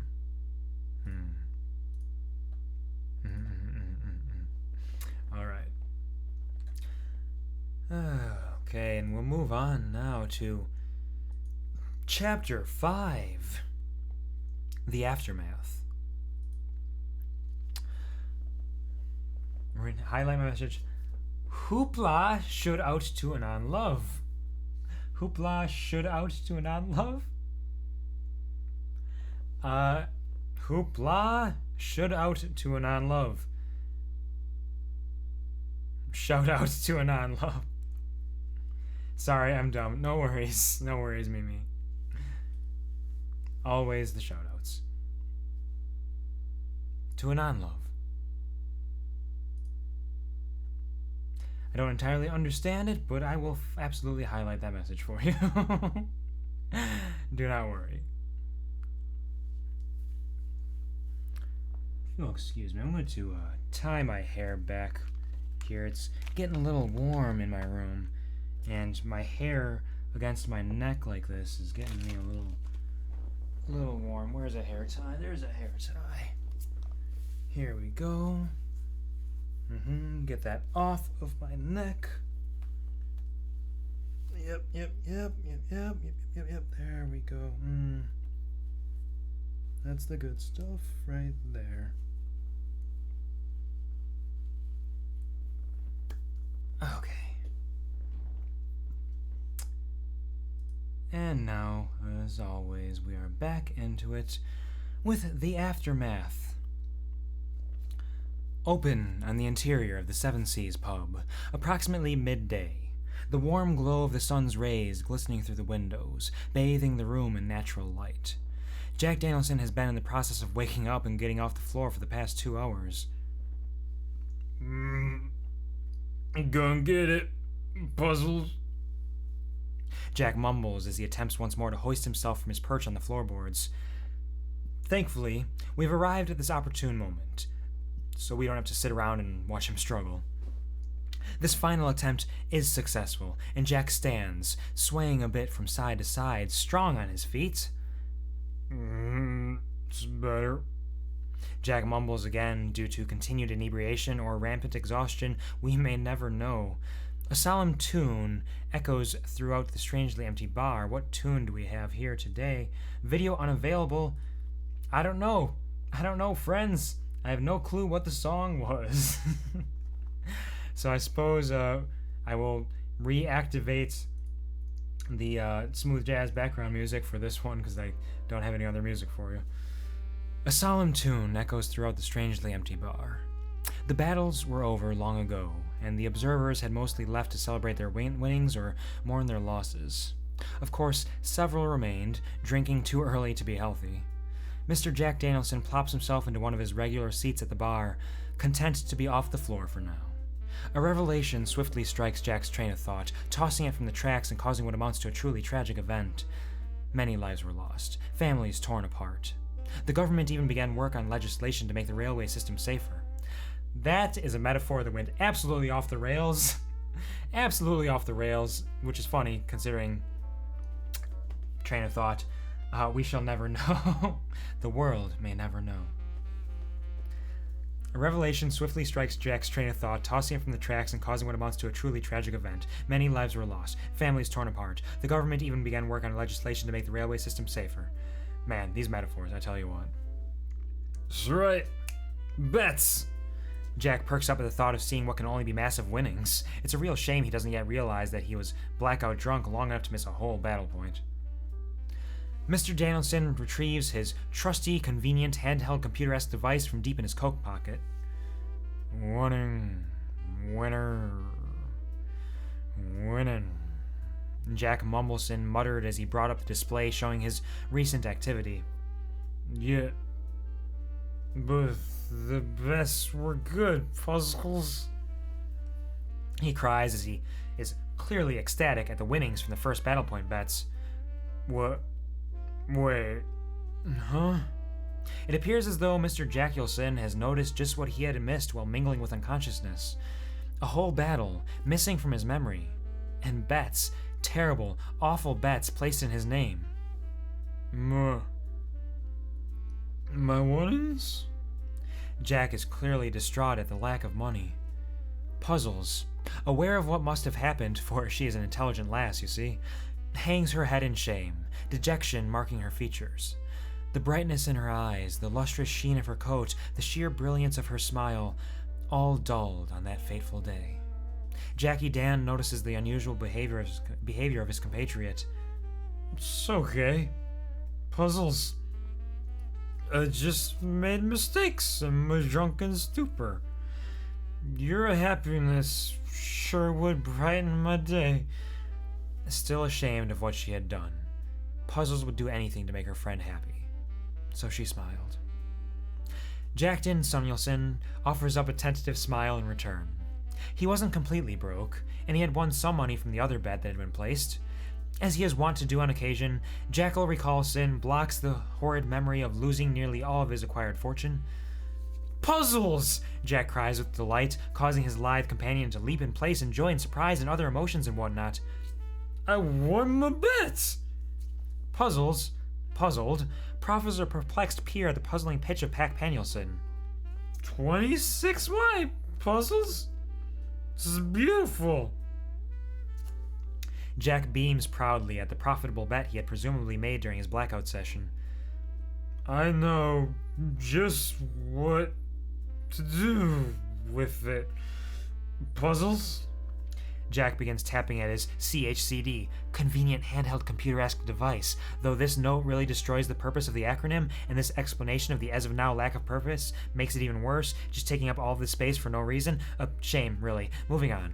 Their sponsorship always makes me feel good, and I'm sure the tributes enjoys getting presents. I may even send a note with it. I hear that's all the rage these days. And he did. Replacing the thing that he uses for sponsorship, Jack leans back in his chair, stretching out, relaxing. Whoa. Wait! Something catches Jackman's eye from outside. Through the windows of the Seven Seas pub, what he sees startles him, causing a deadly loss of balance that throws him from his comfy seat and back to the floor, instantly not killing him. Puzzles! That man! Did you see? Jack's eyes are feverish as he stares at puzzles in bewilderment and determination. We need to stop him! To be continued. Wait, I just realized you have a sub badge. I love it. Congrats. Yes, I do. The same day that I made my glorious emotes, I made these sub badges for 1 and 2 month subscribers. They're definitely not just cut out from my PNG. Absolutely not. Wouldn't be nearly that simple. I do intend to get some proper ones made up at some point, but I figure these would be good for the time being and give a little bit of something to people who subscribe. And I have the emotes, even though they aren't much, and I have the sub badge, even though it's not much, but it's something, and it's mine, and it's yours now as well if you are a sub. You have your emotes and your little bear paw. How did I never fucking realize? What the fuck? Because you're a founder's badge, so you don't get to see it as often. It's only been a week or two? It hasn't been that long. I only got them recently. Don't worry. You aren't missing much. And you notice now, so that's something.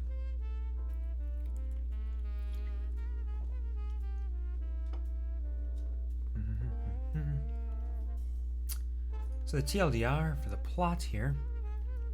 Jack Danielson awakes from his state of unconsciousness, discovers that he had supposedly placed some horrendous bets, forgets said bets, sends a tribute a gift and a note, and is shocked by a man he sees outside the Seven Seas pub. He determines that he and Puzzles need to stop him. What is going on? Nothing that interesting, trust me. Oh, you're right, I have the Founders one, makes sense. Oh, yeah, that'll stop you. Honestly, I think it's perfect and I absolutely love it. Well, thank you. I do like it myself. And it was, originally my idea was to do something like this. I was planning on getting it like made up properly and not just kind of throwing it together myself. And I have some other ideas. I have ideas for my sub badges, and I will eventually have multiple months and the year and all that set up. And I have ideas for it. It could be fun. I did discover the other day, if you want your Founder's Badge to be hidden, you can do that, because I think Coding Haze was asking me about that. There's some option in like security settings in your settings that you can hide Founder's Badge with, so you can get the actual proper subscription badge for channels. I've been meaning to kind of do that myself for some, because I like the Founder's Badge. It's a neat idea for like, hey, look at me, I was here, I'm first. But sometimes people put a lot of work into the designs they have, and I think some people have some really cool sub badges, and I wouldn't want to not be able to see those sometimes, so I might do that at some point myself. Sponsorship. I made the following sponsorships. I gave Golden Ashes 1 pineapple berry along with the following note. It said, "Hey guy, you're cool. I hope you like this. Happy birthday. Love, Jack Danielson. I want to brandish mine." Hold on, let's see if I can discover what it is. Wait, do you mean you want to brandish your Founder's Badge or the sub badge? Because if you want to brandish your Founder's Badge, I get that. You were here early. You were one of the first ones, absolutely. Oh man, that reminds me. Oh, hello, Beasel. What does that remind you of?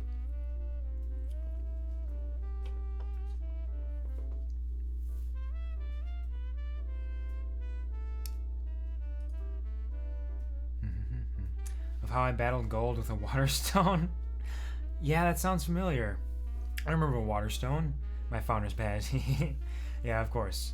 You absolutely earned that Founder's Badge, Snake. And sent it to Tigger instead. Oh, baited. Yeah, you baited him. Yeah. That's all coming back. I remember the Waterstone series. There was a lot of weird shit going on there. Hashtag Free the Phoebus, of course. Who can forget Free the Phoebus?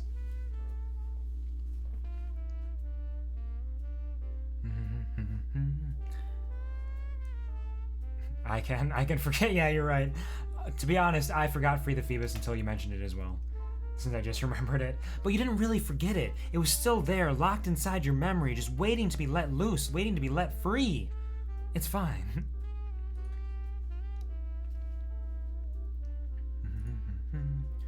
No more character key. Oh, yes, I remember this one. This is an interesting chapter here. Chapter 6, Magic. The thing with this one is this one has I won't spoil that. You'll figure it out soon. So this is Chapter 6, magic. We rejoin our heroes within the confines of the Seven Seas pub. Jack Danielson, having only seconds ago burst out with a zealous fury, or excitement, I'm not positive what he's feeling. A sense of purpose, to be sure, as he had just called out to his youthful companion, Puzzles. That man. Did you see? We need to stop him! The urgency in his voice was truly astounding for one that was clearly heavily inebriated, or tired, or possibly even in normal condition. Once again, we can't quite be sure. Moving on to the new stuff. Enough with this recap. Jack leaps up from his chair, tripping over its legs in conjunction with the bar at which he sat only moments before. Astonishingly, he merely stumbles, halfway to the door, of course, but he's still on his feet, straightening up and clearly proud of that small accomplishment. Jack Danielson man throws his arm towards the door, shoving it wide with the force of a mongoose, rabid with joy, mouth foaming from the veritable mountain of Alka-Seltzer it had ingested, battling in an attempt to avenge its murdered family of crows with the members of the paramilitary force known as Cobra. Holy fuck. Holy fuck, that's a metaphor. Okay, hold on. I need to read that one again.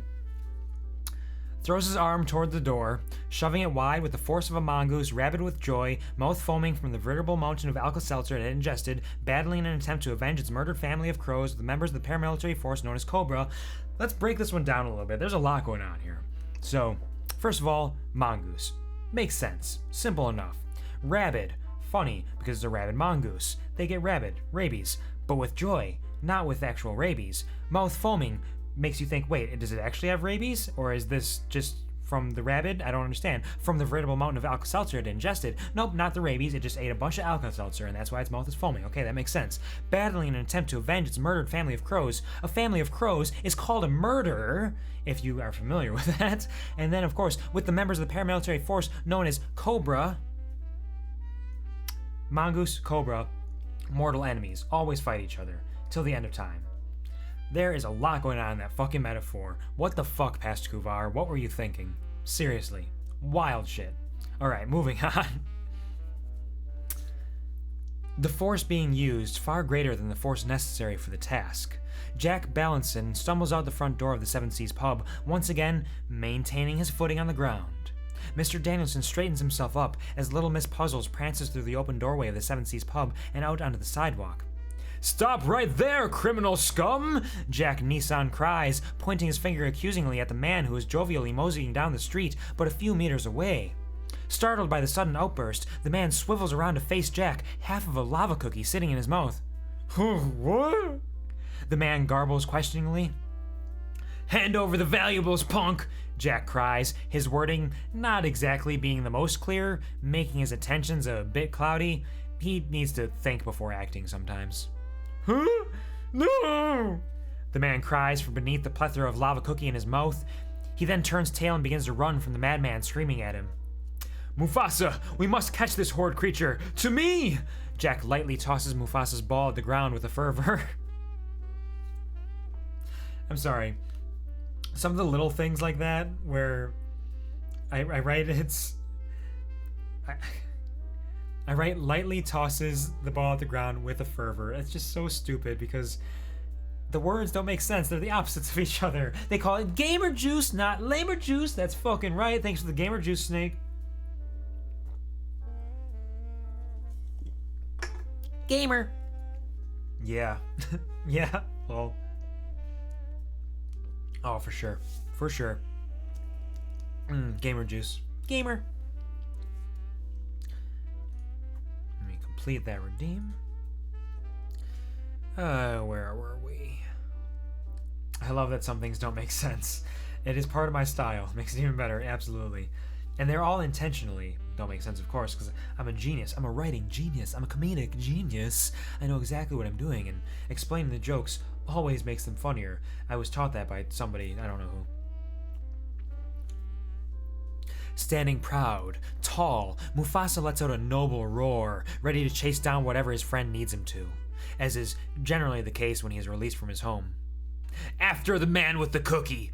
Big Jack Birdson bellowed as he hopped onto his highborn steed, grasping Mufasa's neck in a baby bear hug, holding on for dear life.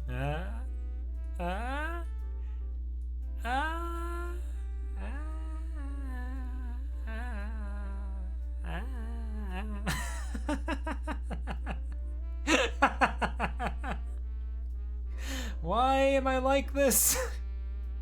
Why have I always been like this? God damn it. Of course it does. Hold on, I'm just, what was I doing? I forgot what I was doing. I was gonna do something. I don't remember what it was. Oh yeah, I was gonna pause the background music because, there's some music coming up.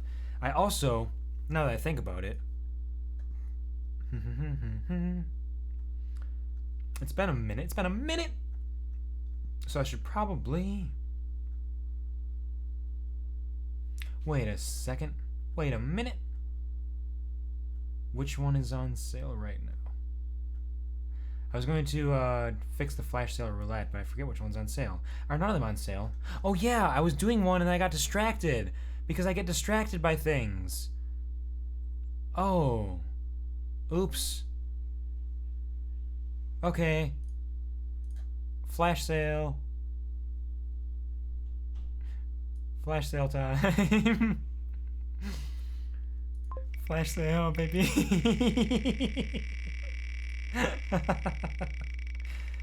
Flash sale. Woohoo! That's the gimmick. Why does it keep giving me this? I'm sorry. That's not gonna work here. It's not gonna work here. Spin again. Spin again. I'm in power. I am in control. I can do whatever the fuck I want. We got the Ara on sale for... How much? How much? What do you got? What do you got? What do you got? 80% off Aras. The most expensive of the Ara series. And also one that has not been redeemed yet, interestingly enough.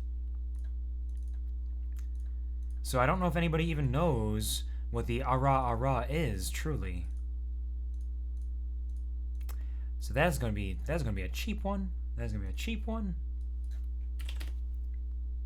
There's hints there. Some people could definitely figure that out.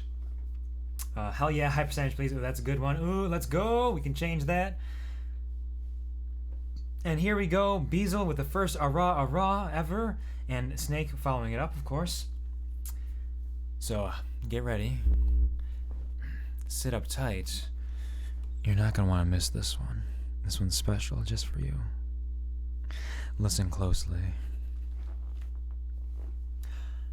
Ara!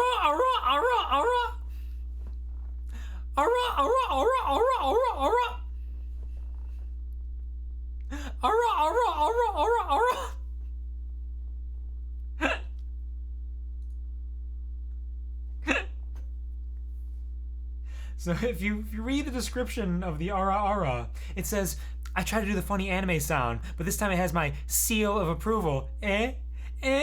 God, I'm funny.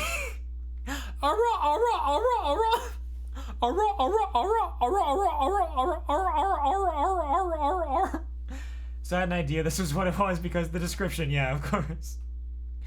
So there you go. There's your special Aras exclusively for you. Got you all steamed up, didn't I? Got you all riled up with those Aras.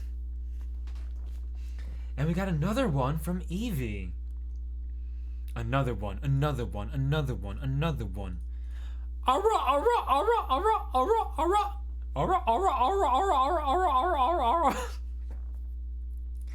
Special content, exclusive. And another one.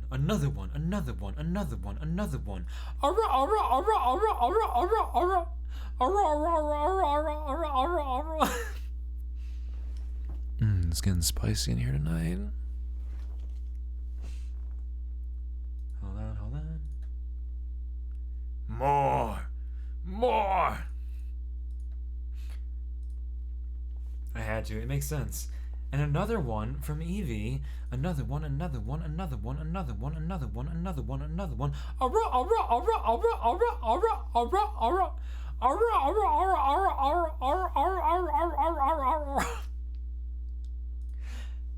Welcome to the QuvarTV show. The only place where you can get premium quality content like Aras, QuvarTV, and Aras exclusive for you.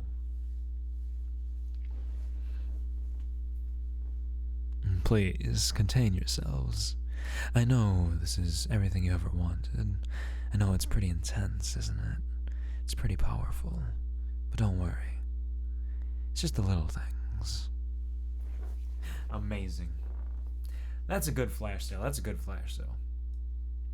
The really expensive ones will be great eventually to have a flash sale on those, because people will have saved up some channel points possibly and might be able to actually redeem them. But it's these little ones that really peak. Another one, a rubber one, a rubber one, a rubber one, a rubber one, a rubber one.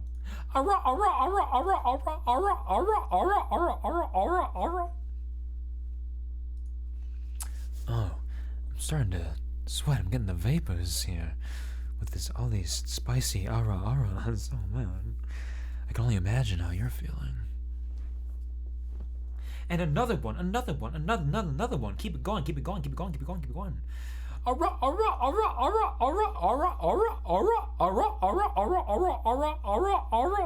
can only imagine if somebody unfamiliar with what's going on just popped into the stream at this point and just sees me sitting here going it'd be like earlier this week, I don't remember what day it was, I started the stream off with the sound, air raid siren sounds, and me just laughing over it, which I can only imagine people thought would have been absolutely insane. With that said, Ginna, goddammit keyboard, yeah, Ginna. Nah, this is an ara stream now. That would be the best thing. No music, just you, a huge wall of text, and you doing aras. Gonna head off since it's late, but it was fun hanging around. Absolutely, Beazle, thank you very much for sticking around. It's been an absolute blast having you here. I hope you get some lovely rest. I hope you sleep well, dream well, be well, and know that the Ballad of Jack Danielson will always be here waiting for you whenever you need it. Sleep well. I love you, and I'm proud of you.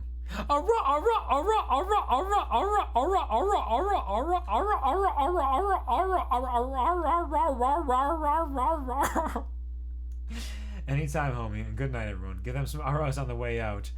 Beazle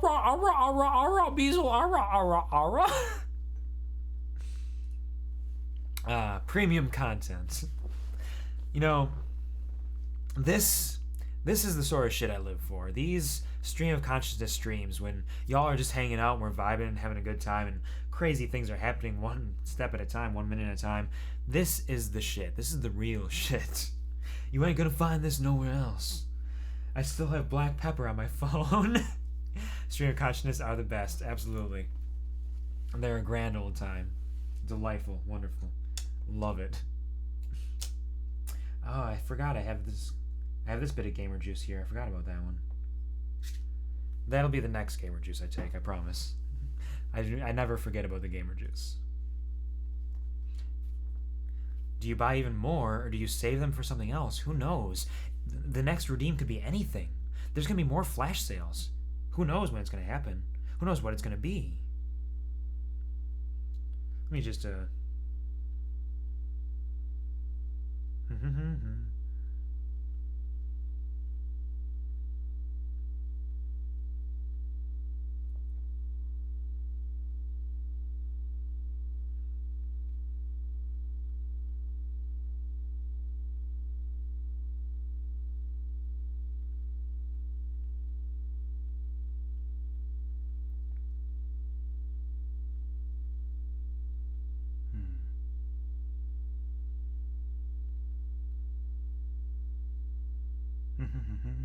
Premium content, listening to me very quietly type a tweet while nothing else is happening. Got those hashtags in there. I'm letting the world know that I'm still going, you know, just in case. There we go. Pop, lock, and drop it. Marketing and Capitalism 101. I've got 5.4k points right now. I only plan to use them with sales. Interesting. That is brilliant. I didn't... Thank you very much for all your support, Evie. I didn't realize you were up that high. Lovely. That's the content I crave and desire. That's pretty high for channel points. That means you were at like 6,000 before the start of the stream at least. You're getting up there. You could do anything with that. You have so much power. You have so much power. Damn. I lurk a lot. Lurking is always welcome and always appreciated, and it helps you build up those channel points, which you can use for things. you're probably pretty close to getting a lot of the high-end things if you wanted them. But waiting for flash sales when I do them like this, especially when I give them away for free, considering I have a flash sale roulette as a channel point redeem, is probably the smart thing to do. It's really impressive. I just don't tend to actively type because it distracts me. That's fair. No worries. I always appreciate anybody stopping by, no matter what. Now, I've gotten a lot of Ara-Aros out there. I'm wondering... I'll leave the Ara-Ara flash sale on for a little bit longer, just in case. I'll give people a chance to get another one or two out there. But eventually I'm going to be dropping that back to... Or dropping that... putting that back up to proper pricing. And I will add another flash sale a little bit of time after that. One more for the road then. Sure, of course. Here we go.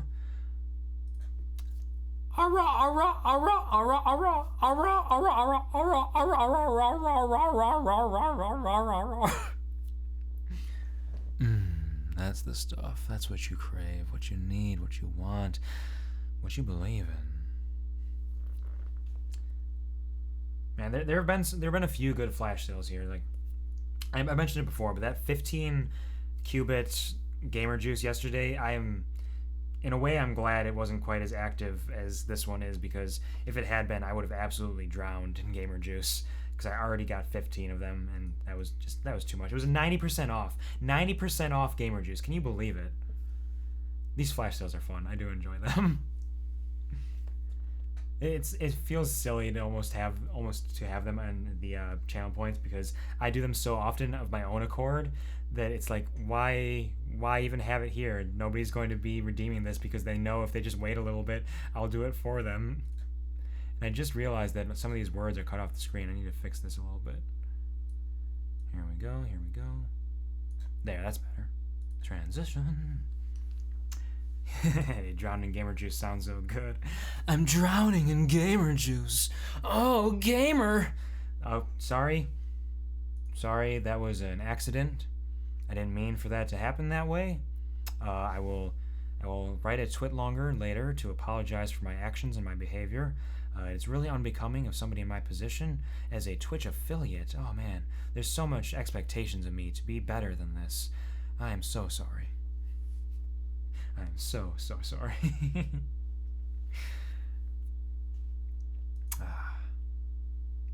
What a time to be alive. That could basically be my catchphrase. What a time to be alive. Gotta love it. Gotta love it. Ba-da-ba-ba-ba. I'm loving it. Anyways, holding on for dear life. As Mufasa charges down the street after the Cookie Man, the criminal scum darts down a tight alleyway in an attempt to escape the good Sir Daniels. Whoa, Mufasa! Apparently this man is a smart... cookie. Mufasa skids to a stop, his eyes aglow with a sorrow. He is much too large and magnificent to fit in the small, dank alley. Jack falls off his mighty steed ever so gracefully and returns Mufasa to his Pokeball. Well, that was damn near pointless. Come, Puzzle, after the man. Jack takes great strides to take large bounds down the alley. Puzzle's gamboling along beside him. He's too far along, much too swift. We must take drastic actions. Jack reaches into his coat pocket, retrieving a trusty MP3 player and speaker system. Jack slows his chase in order to scroll through his music, trying to find the best song for the job. Come on! We don't have time for these shenanigans! Music Dan scrolls vigorously as his prey makes it farther down the unbelievably long alleyway. Aha! Jack cries as he finds his selection, allowing the music to boom out of the speakers as he hastily resumes his chase. Music booming being...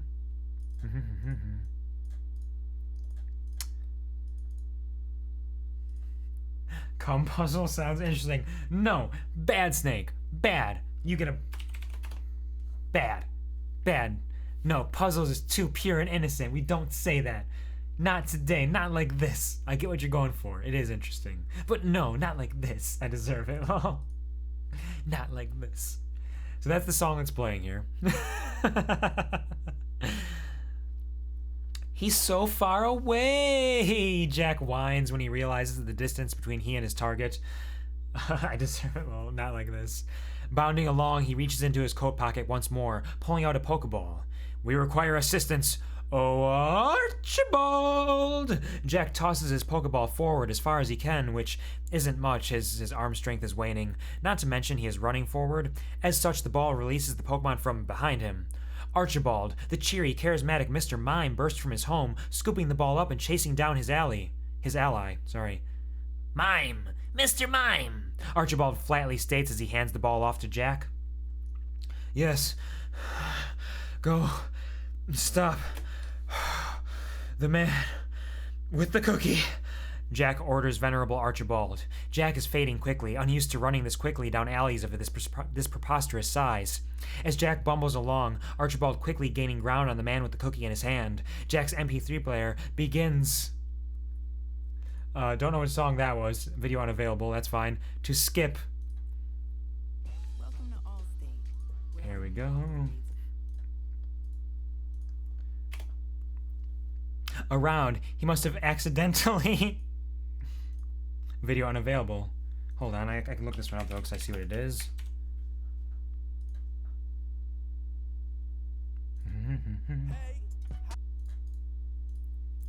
Breaking up the flow here, but it's fine. I'll read it again later.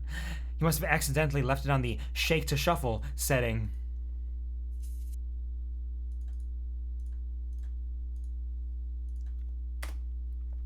The music echoes. I'm a madman. An absolute madman. Oh, okay, this one's gone too. Alright, that's fine. That echoes down the never-ending alley, discombobulating all who hear it. But that is not the exciting part of the story. We're gonna leave Jack behind for a bit. He'll catch up eventually. Moving several kilometers, probably, ahead, we find Archibald hot on the heels of the frightened man as he tries not to choke on the half-lava cookie still in his mouth. Why he didn't just spit it out or attempt to swallow it earlier is for him to know and for all of us to imagine. Archibald enjoys the thrill of the chase, but he worries about the alley they are in. It can't be natural. It feels tenebrous, nefarious, unearthly, and he needs to finish this job. "Mime!" Archibald cries out, forming a solid barrier in front of the cookie man, who promptly smashes into it, sending the half cookie into his throat. A bona fide kerfuffle ensues. I forgot to show off Mr. Mime, just in case people don't know who Mr. Mime is. It's this dude. This beautiful, absolutely lovely man. He's what a lad.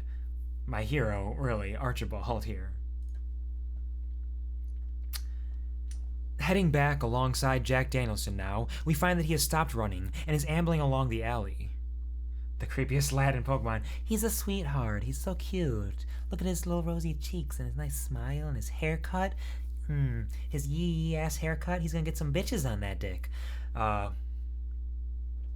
Heading back alongside Jack Danielson now, we find that he has stopped running and is ambling along the alley, puzzles meandering between his legs, careful not to trip him up. Whew! I hope Archibald caught that man. I'm beat. Up ahead in the distance, Jack sees a shimmering light. His head is heavy, his sight is dim. He had to stop Mr. Mime. Archibald, don't kill the man. We need him alive. Jack cries. Archibald pays no heed as he continues to apply the Heimlich maneuver to the man choking on the cookie. Oh. Wait, I think I understand. Carry on, Jack grumbles. It isn't his fault he couldn't tell what was happening. He's tired. Shut up. Blarfinga! The man with the cookie blurts out as Archibald finishes saving his life. The cookie remains spewing forth from his gullet. Thank you. Why are you chasing me? I don't have any money on me. Please, leave me be. The man pleads with his assailant, the malicious Jack Manuelden. You do have something I want, and it surely doesn't belong to you. How dare you steal that cookie? What gives you the right? Jack shouts accusingly at the man, who is now thoroughly puzzled, as Puzzles hops to and fro in the background, attempting to catch a butterfly. I just bought this! It's mine! The man beseeches the mad Dr. Danielstein. Lies! Hand it over! You've done enough damage already. The thievery, eating half of it, just cut your losses now and I may let you leave. I mean, really, stealing from a child... Jack is cut off by a faint buzzing in his coat pocket. Mr. Jack Danielson reaches into his pocket and pulls out his convenient handheld computer-esque device. Oh! Battles will begin soon. We ought to bet. Make money, money, money, make money, money. Archibald, to the bar! Jack calls out to his staunch ally, who proceeds to use teleport, bringing them back home and away from the alley. The man sits in shock and confusion, barely able to comprehend what just happened. Well, the man picks himself up off the ground and is promptly eaten by the alley.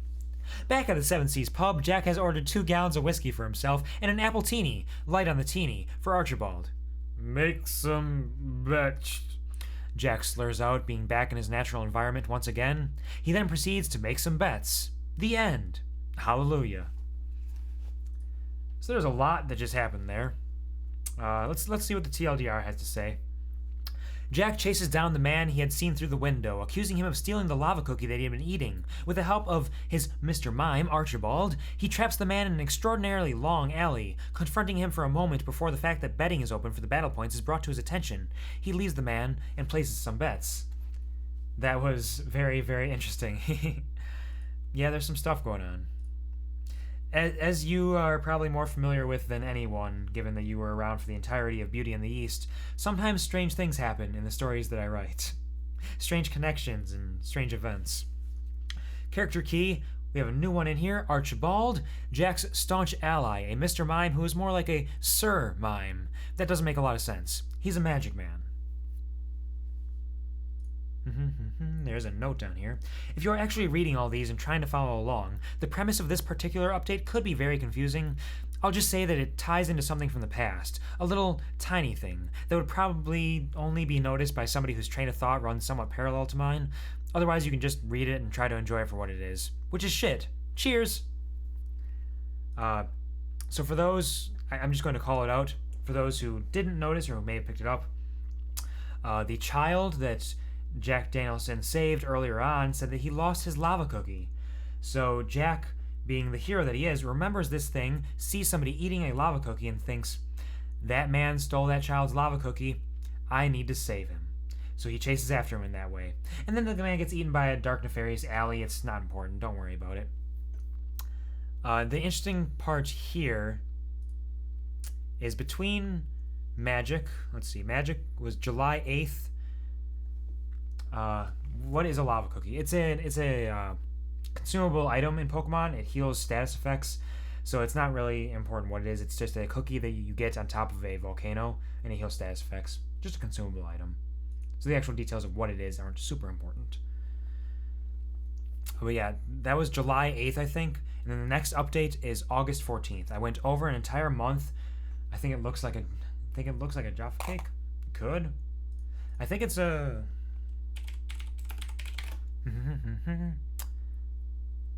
Let me look up. There is actually an image for it in Pokemon. So maybe a little bit interesting. This is what a lava cookie is right here, apparently. It obviously only has so much aesthetic to it because it's an image in a Game Boy Advanced game, I believe. Are those good? I remember watching Yogscast and wanting to try those so badly. I have not actually had a Jaffa cake, I don't think. I've had similar things, and they are pretty decent. But I've never had a Jaffa cake itself. I will someday, perhaps. Interesting. So, over a month passed between updates here because I took on the role of writing sponsorship updates for people, and that kind of took a lot of my time. I'm heading to bed, darling. Have a wonderful rest of your stream. You're doing so well, and Cods, I'm so proud of you. Thank you so much, Shay. I hope that you are able to rest well. I hope you're very hydrated. I hope that you are comfy and cozy as can be, and I hope that your fever fades soon. And I love you, and I'm very proud of you as well, of course. Have a beautiful night, Shay. Thank you for being here and sticking around for so long. Rest well, Shay. Sleep tight, Foxy. Absolutely. So I took on the role of writing those. That took a lot of my time, and I didn't write anything because writing these takes a lot of time as well, as you might imagine. So in like the course of a couple days here, I think I decided I'm not going to have time to write a lot of updates here, so I'm just going to write a conclusion to this story. I don't know what the story is really, so much like Beauty and the East, I just kind of sat down and just started writing. And I think I wrote these next 4 updates all in a row, basically, just pop, writing them within like 2 days, which is why they are a story arc of their own. This is the A Long Time Coming story arc. So, we'll read Chapter 7, A Long Time Coming, Awake. We open on a pitch black backdrop, but not like normal black. A dark black, like Darker than black, but still black. Uber black or something. Anyways, moving on. Murmured voices, slogging through the fog, faint flashes of light, revealing themselves for about a moment and quickly fading away, leaving nothing but the pitch black of unconsciousness in their wake. Leaving it to once again absorb the mind of our fair hero as he struggles to regain some semblance of understanding, of control. The darkness drags poor Jack Danielson down once more, stealing away his chance at freedom, at awareness. Once again. It's been so long.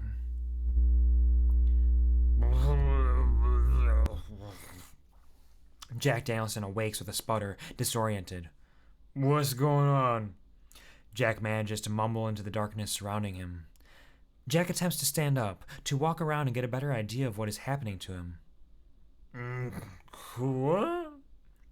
Jack unleashes a series of questioning grunts and grumbles as he finds himself bound to a chair and face down on the cold, filthy floor of wherever he is. In his attempts to stand up, he had stumbled over his bound legs and tumbled to the ground. He has a hard head. He'll be fine. An unfamiliar voice creeps out from the darkness. Oi, Broham! He's awake! It's about damn time! An equally unfamiliar, disturbingly high-pitched voice echoes around the enclosure surrounding Jack Danielson. Turn the lights on! Why the hell do you keep it so dark in here? Now we're gonna have to keep our eyes shut so we aren't blinded! You know I can't talk to people when I'm blind! The second voice squeaks out its commands with an air of entitlement towards authority. But you're talking to me first, and we can't see Jack, the first voice responds, questioning the logic of Squeaky Shrillman. Shut up! Just do what I say! Go on! Squeaky groans in exasperation, his voice reaching octaves that would make Helen Keller cry. All right. Close your eyes. We're about to get enlightened. Punny McDouble-Entendre giggles as he flips a switch, sparking a single lonely bulb hanging from the ceiling. Can't be more than 7 watts, surely. It barely lights up the room. I can honestly not tell what all the fuss was about. Ow! My eyes! Jesus! This is why we just need to keep it on. I'm not adjusted! Squeaky cries out in apparent pain, covering his eyes with his hands in an unnecessarily dramatic fashion as he thrashes back and forth in agony. Settle it. We need to remain professional. This is an important job. First man admonishes Squeaky for his shenanigans. Throughout the exchange between the two men, Jack lay on the ground, breathing in puff of dirt after huff of dust with each inhale, his face smushed into the floor. I am becoming one with the filth. I am the filth. The filth is me. I just want to call out something that I said earlier. You're talking to me and we can't see Jack is really funny to me because it's that statement of we can't see Jack shit, that kind of thing, but they literally can't see Jack Danielson either because his name is Jack. It's absolutely hilarious. I am so funny. He was born in it, molded by it. He was born in it, molded by it. Oh, I just got that. Yeah, I'm a genius. What can I say? I'm so funny. Oh my god. So funny. See, explaining the jokes is good sometimes. It is, and there are a lot of things in my writing that can easily slip by because they're very subtle and require a little bit of my thought process for some of them, which is a wild thought process that I would never expect anybody to share. So every once in a while it's like, hey, I just want to say this one because I like that. It's very silly. It's a simple thing, goes by real quick, fast. So every once in a while I'll explain the joke. Jack's thoughts are clearly still disoriented as he begins to try and gather himself up, attempting to figure out what is going on. The last thing I remember is drinking. The last thing I always remember is drinking. Jack decides to screw it, figuratively. He doesn't have any clue what is going on. Humph. Jack groans as he is lifted off the ground and the chair he is tied to is placed back on its feet. Poof! Jack exhales a cloud of dust that could frighten a wary group of desert travelers into running to find shelter. Heck, cough, bleh. Squeaky and First Man begin coughing and waving at the air, trying to clear the dust and dirt from their vision. What the hell? Squeaky is understandably taken aback at the utter nonsense of the situation. After several minutes, the dust fades and the two men are afforded a clear view of their captive. All right, Squeaky intones, his high-pitched voice causing the very earth to vibrate with mirth. It's time for you to answer some questions for us, Mr. Danielson. Mr. Jack Danielson, still discombobulated, can only mutter one thing. Where's my puzzles? His eyes shining with a look of worry that is not akin to his usual demeanor. What? Puzzles? This ain't no daycare, boy. You don't get games, toys. You give us answers, and you get to keep your life. Now shut it. Only speak when you are spoken to. First man growls at Jack, which is certainly more effective than it would have been if Squeaky had growled. Discombobulates. Discombobulate. But where am I? What day is it? Jack mumbles, attempting to glean some understanding of his situation. You are in a room where you will stay until we get the answers we seek. Squeaky shrieks with rage. Oh, and, it's Wednesday, the 14th of August. Squeaky helpfully provides the information, like the benevolent man he surely is. He follows up this bit of information with a swift backhand to Jack, who remains unfazed in his dazed condition. Ow! Squeaky mumbles as he rubs his now swollen hand. Do you know that video from the movie Sherlock Holmes with acclaimed actor RDJ? It's so fucking good. Ah, yep, I am familiar with it. Sherlock Holmes is a lot of fun, and Robert Downey Jr. is my boy. I love Robert Downey Jr. He's so charming and charismatic and handsome as hell, if I must say so myself. A real hero among heroes. Discombobulates, yes, okay. I understand now. Thank you, Snaky. I'll send it to you on Discord so you can watch it when you want. It's so good. I will absolutely do that. Thank you very much. I love him too. He is great. I love him. Absolutely.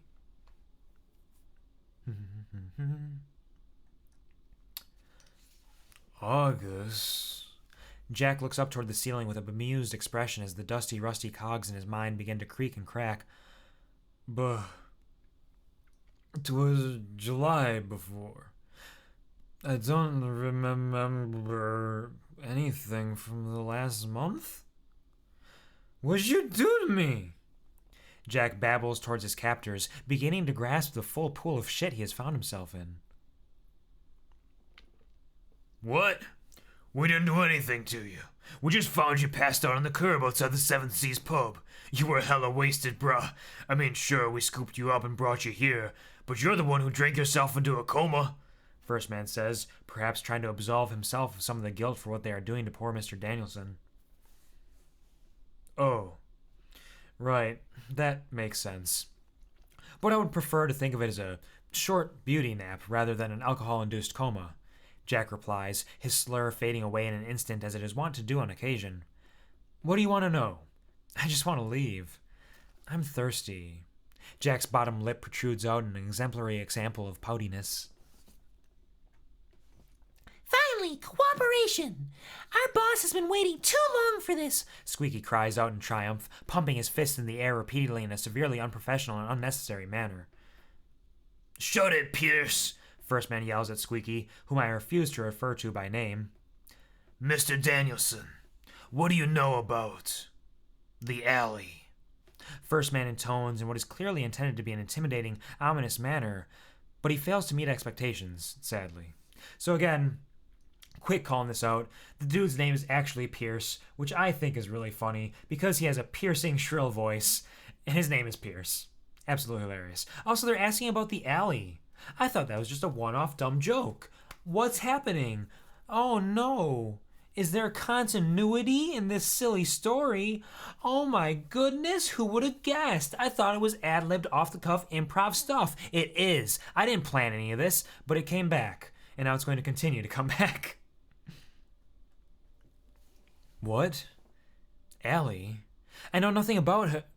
Jack's eyes widen in shock as he is assailed by a hazy trace of a memory from his past.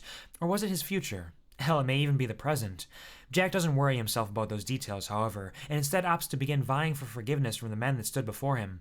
I'm sorry, she told me she was 18. If she was younger, it's not my fault. Wait, are you her boyfriends? I didn't mean anything by it. It was just a wee bit of fun. Please, I don't know any better. Just let me go. Jack yelps as if he had been struck with a tire iron forged from live scorpions, which may not necessarily hurt all that much, but it would certainly be shocking and uncomfortable. Out his innocence. Man, that sentence is a chore to read. Yeah, it is. Gotta love the continuity. I do as well. The things I write don't often have continuity, but every once in a while I slip them in when it's unexpected, when it's like a episodic, silly story like this. Continuity's fun. What? No! The alley! What do you know about the alley? Squeaky exclaims in obvious displeasure, his voice cracking into an unbelievably high-pitched keen in his emotional outburst. Certainly, if there were any windows in this mysterious building, they would be shattered at this point. I told you, it was a misunderstanding. Jack is interrupted from trying to desperately beg his innocence by the sudden, unexpected outburst of song from above. The song being... Oh yeah, okay. This is a fun one. This is a fun song. Drop that in there. Oh no, you didn't. Sucker tried to play me, but he never paid me, never. Oh no, you didn't. Payback is a comin', you should be running forever. Oh no, you didn't. It's a fun song. Interrupted from trying to desperately beg his innocence by the sudden, unexpected outburst of song from above. As the funky beats reverberate around the room, the two captors look around in confusion. Jack alone looks up to the rafters and smiles. As the young Miss Puzzles lies there, Jack's trusty MP3 player held delicately between her paws, a smile on her face, a twinkle in her eye. Jack Danielson beams back at Puzzles and nods, whispering under his breath, B Alpha 3. Squeaky notices Jack Obviousson staring at the ceiling and follows his line of vision to the lithe savior, Puzzles, lounging in the rafters, bobbing her head along with the music, that charming smile still resting on her soft visage. A Sylveon? What? Squeaky declares in surprise at the unexpected visitor. Both Squeaky and First Man begin to reach for their Pokeballs, but are quickly distracted when Jack falls backwards in his chair, smashing the back of his head against the floor in an impact which would surely severely damage one who had not fallen an inconceivable number of times. The hell's wrong with you, boy? Get up! Squeaky scolds Jack for his continued clumsiness before lifting him back to his feet, the Sylveon forgotten momentarily by both Squeaky and First Man because they have an impressively short attention span. What they hadn't noticed, while staring at the effervescence of the petite Puzzles, was a gloved hand emerging from the shadows behind Jack Danielson and rolling a single Pokeball across the floor, coming to a rest immediately behind Jack's Bonson's chair. After placing Jack back on his feet, post-tumble, Squeaky and First Man begin to collect themselves in order to continue their interrogation. Meanwhile, Jack pushes the button of the Pokeball, releasing a wisp of smoke which promptly ignites at the tip, whilst the body of the smoke solidifies into a more waxy being. The fire on the head of the lit wick begins to burn away the ropes tying Jack to the chair. Hold on, let me pop out a lit wick here. This is lit wick, in case you're curious. A straighten up and wiggle, yeah, will that? Straighten up, wiggle for you, there you go. They call it gamer juice, not lamer juice, that's fucking right. Thanks for the gamer juice, Segoy. Gamer! Oh, that's some spicy gamer juice. Oh. They call it hydration, not low-dration. Drink. Thank you, Snake. Wash down that gamer juice a little bit. They call it gamer juice, not lamer juice. That's fucking right. Thanks for the gamer juice, Segoy. Gamer. They call it gamer juice, not lamer juice. That's fucking right. Thanks for the gamer juice, Segoy. Gamer. They call it gamer juice, not lamer juice. That's fucking right. Thanks for the gamer juice, Segoy. Gamer. They call it gamer juice, not lamer juice. That's fucking right. Thanks for the gamer juice, Snake. Gamer. They call it gamer juice, not lamer juice. That's fucking right. Thanks for the gamer juice, Segoy. Gamer. And some stretchies from Mimi. Here we go. Ooh, oh yeah.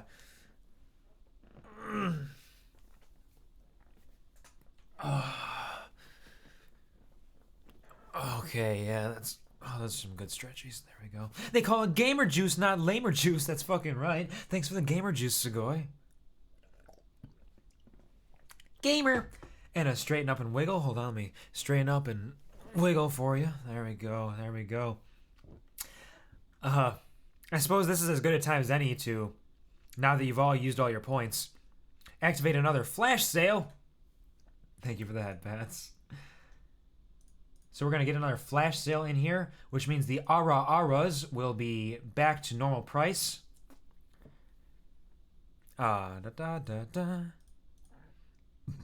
Excuse me, that's a lot of gamer juice.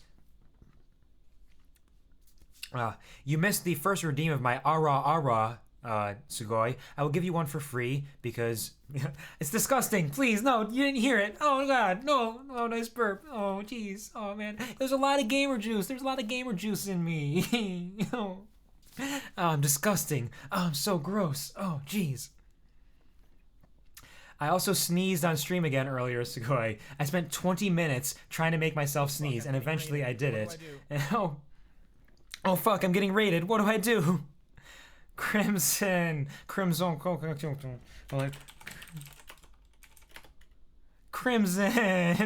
raid hype. Hello Crimson and friends. Hello, shout out.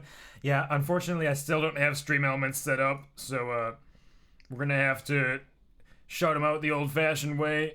Crimson Casualty, friend of the show, dear friend, I love him. Oh, thank you, Snake. Fastest mod in the West. All good, just wanted to chop some love. Hope you're having a good stream. Thank you very much, Crimson. I love you as well. And I am having a delightful stream. It's a stream of consciousness, so I've done so many things. I stuck my hand in a mug of boiling tea earlier. I spent like 20 minutes trying to make myself sneeze. We got it, no worries. There's still black pepper on my phone here. I got cayenne pepper here, cumin, coriander. Those all are supposed to help. I've been doing flash sales. I'm going to do another one right now, if you'd all like to see. The first Ara redeem was taken, which is Ara. It's a beautiful thing, really. But that's going back up to normal price now.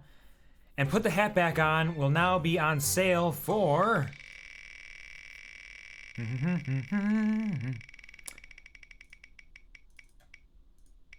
90% off. Oh god. This is a horrible idea. This is going to be a short flash sale.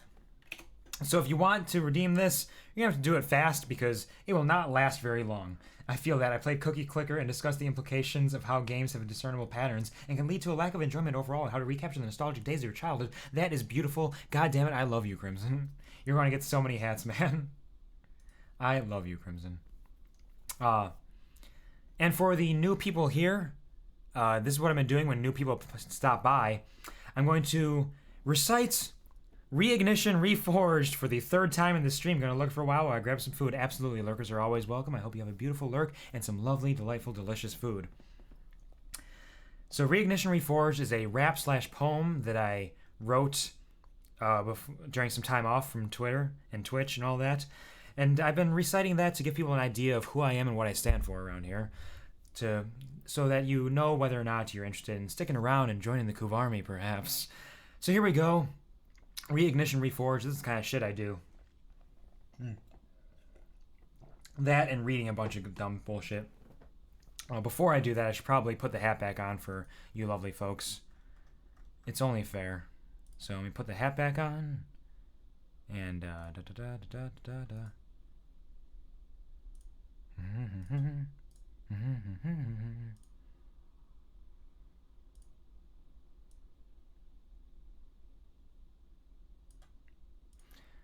there, I put the hat back on for you two.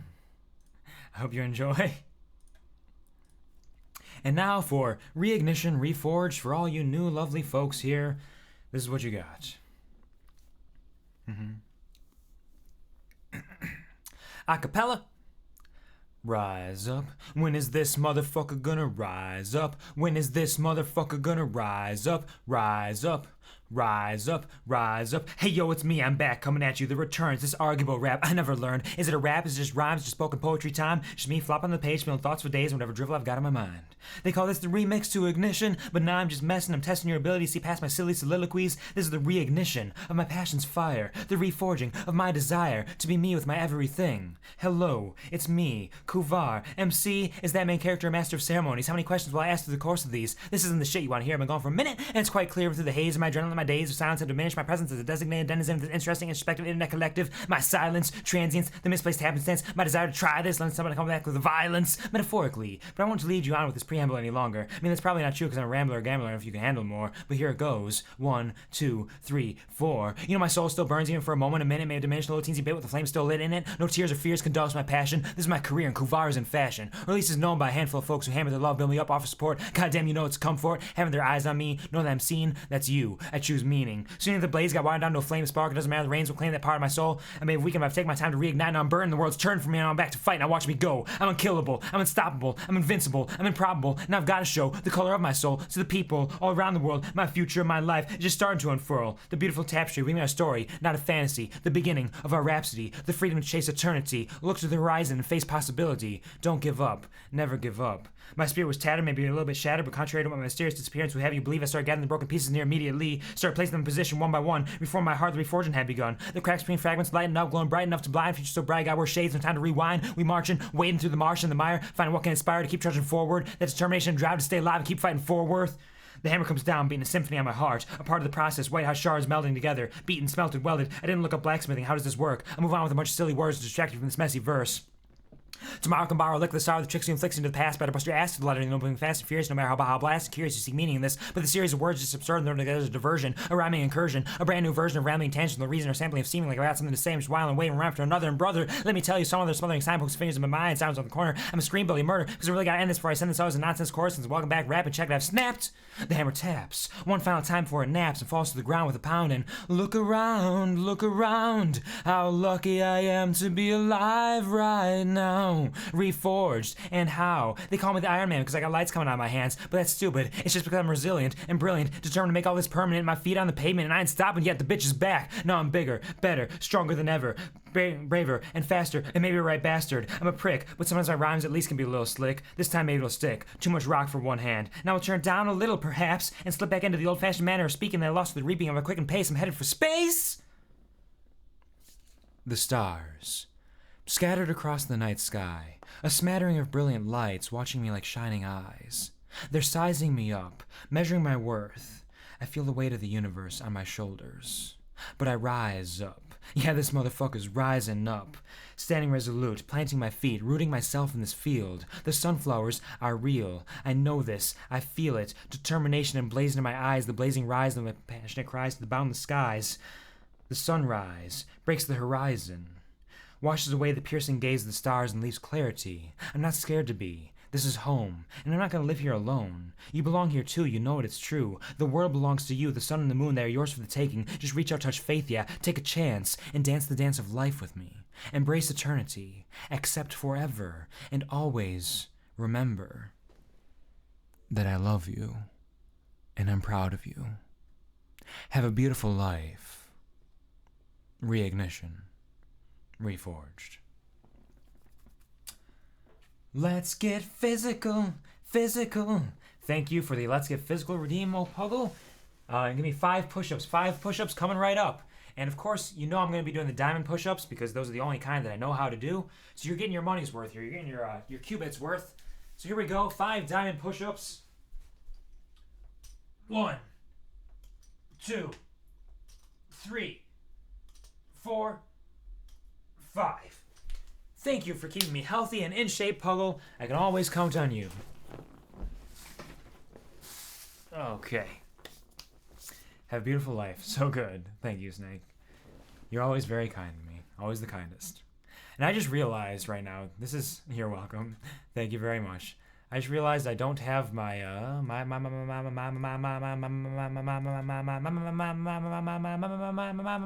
shit set up right. I don't have my shit set up right. My stream labels is not up, which means things are not accurate.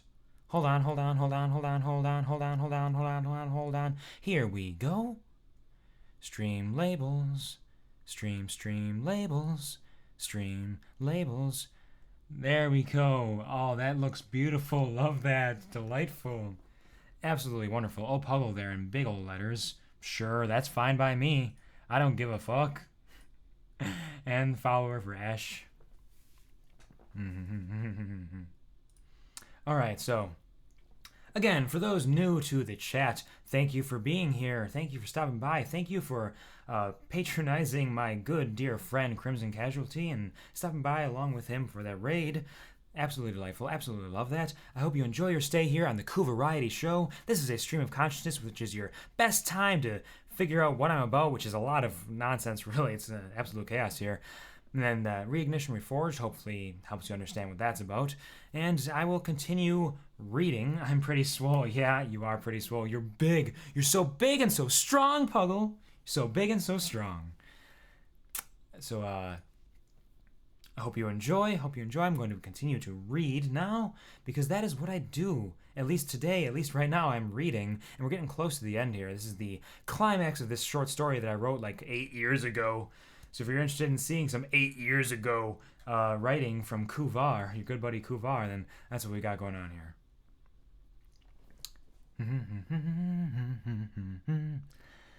Where were we? What's that smell? First man mumbles as his nostrils flare to the approximate size of a mole hole, absorbing a faint trace of the smoke rising into the air. Oh, hot! Jack cries, his feet tamping the ground in an uncivilized staccato, the dull light of flames peeking over his shoulder. What in the blue hell is going? Squeaky is interrupted as Jack springs into action. Leaping from the chair, the burning remnants of the rope still wrapped around his fist, Jackie Danielson lunges towards Squeaky, a war cry imbued with ferocity and purpose bursting forth from his maw. Jackson! Captain Jack's conflagrant fist grazes the air within 6 inches of Squeaky's face as he stumbles, having not used his limbs for well over a month. Squeaky's eyes widen in astonishment as flames flash past him, followed shortly by a gloved fist crashing into his jaw with the force of a magnet train coming into contact with an iron fist, such as the one that rules Poke Panum, and the one that crashed into Squeaky's jaw, figuratively. Archibald, the venerable knight of the JD posse, stands behind the hunched form of Jack Danielson, covering for his friend's poor limb control. So of course he was going for a Jackson punch there, which is much like a Falcon punch, but a little bit different. Jack pushes himself back to his feet, the fire quickly spreading along his body, his sweat and the vapors of his aura being extraordinarily flammable, as one may suppose. Cloaked in a heavy veil of flames, Jack lunges at First Man, whom had been standing idly by during this exchange, completely caught off guard by the turn of events. First Man's eyes are glazed, as he can hardly comprehend what is happening before him. The blazing fist representing Jack's fiery fury and red-hot determination blazes its trail towards First Man's face, before Jack once again misses, his fist crashing into the air in front of First Man's visage. As Jack stumbles toward the ground once more, the ever-reliable Archibald swings his fist over the half-crumpled heap that is the good Mr. Danielson, knocking First Man clear into the stratosphere. Figuratively. In reality, it just knocked him to the floor. Not quite as dramatic, but what are you going to do? Sadly, the sheer absurdity of the events that were transpiring had sent First Man deep into a coma immediately prior to getting jacked, but our heroes won't realize this, so it isn't an important detail. Jack once more pushes himself up from the ground to stare down at his defeated foes. Cha-chaing real smooth over to Squeaky. Jack places his foot on Squeaky's chest.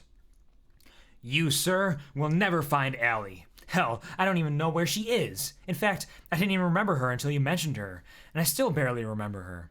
Jack's gaze softens as he is assailed by the fond memories of the time he spent with the fair maiden, Allie, that he may or may not have concocted himself to fill in the gaps in his remembrance. And now that I remember, I really remember all the good times we had together. She was a peach, a real peach, and I must say, she really knew how to work my rod. Jack's gaze glazes over as he is brought back forward, what have you, to the memory of that sunny summer day. Allie stood there, the sun shining down on her. She was radiant, her eyes alight with that fun-loving, fiery passion that she was most known for, shining almost as brightly as Jack does in the right now of this story. Allie's hands gripped the base of Jack's rod tightly, firm. Her eyes set, determined. She felt it, the small motion that urged her to go further. Her grip tightened the smallest amount as she jerked upward. Jack could tell that she was truly experienced. She must have done this hundreds of times before. His breath caught as the formerly serene scene was interrupted by liquid splashing in all directions. Allie's grip remained firm, true, as she moved one of her hands over just a bit, enough to begin fondling the piece of the unit that would surely bring about the climactic finale. Excitement was ripe in the air, as was the stench of fish, which was a result or a cause of some of the excitement. Jack's nose crinkled as he caught a whiff of some of the fruits of Allie's labor, his breathing heavy. The conclusion was close. With one grand, final jerk, Allie pushed the Finion clear of the lake. I did it! Fuck yeah! Allie's cries of joy filled the valley in which they were resting. Jack was content and proud, satisfied with her excellent form and precision. Cha-chaing real smooth on fucking dad that's turned into QuvarTV. It sure as fuck did. They were fishing, motherfucker. They were fishing. Fuck you. Quality content.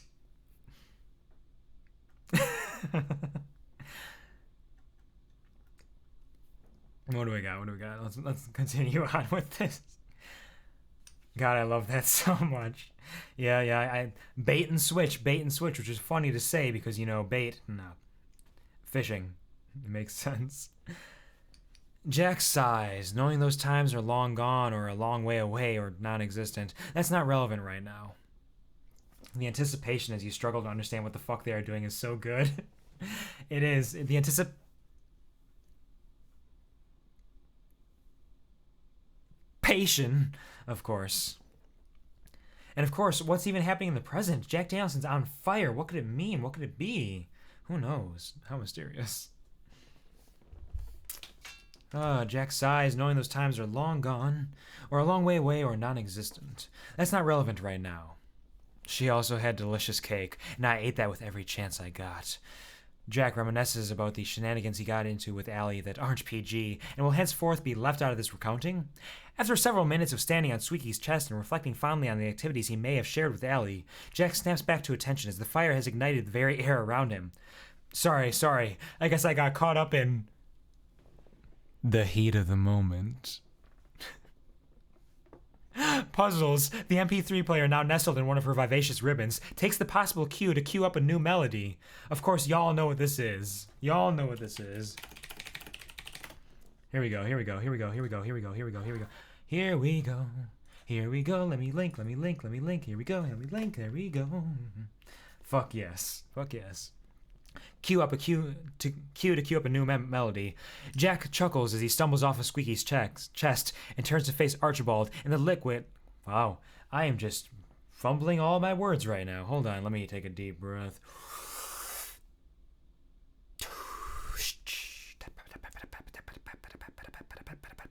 There we go.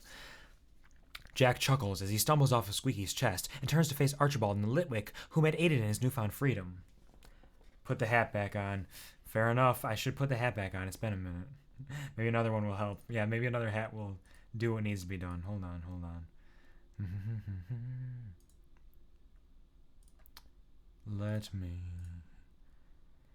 Let me allow you this.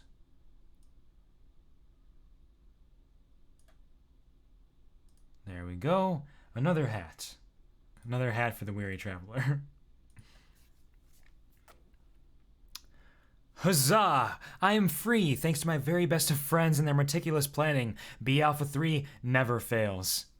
God, it's so good. Thank you, I'm glad you're enjoying.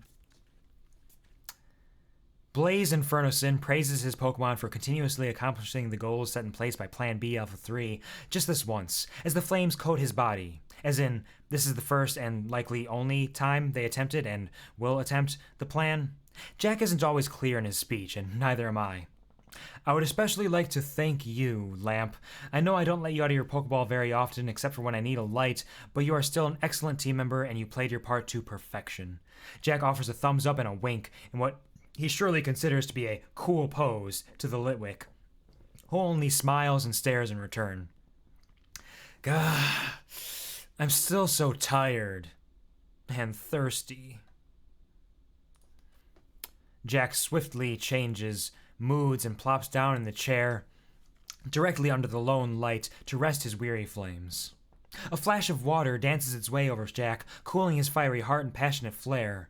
Puzzles crosses her paws, resting in the rafters, smiling down at Jack as the bucket she had utilized to dump the waters of life over her companion tumbles to the ground after bouncing off of Jack's skull, of course. So this is something you are not aware of, but I do a lot of pantomiming of what happens in the story.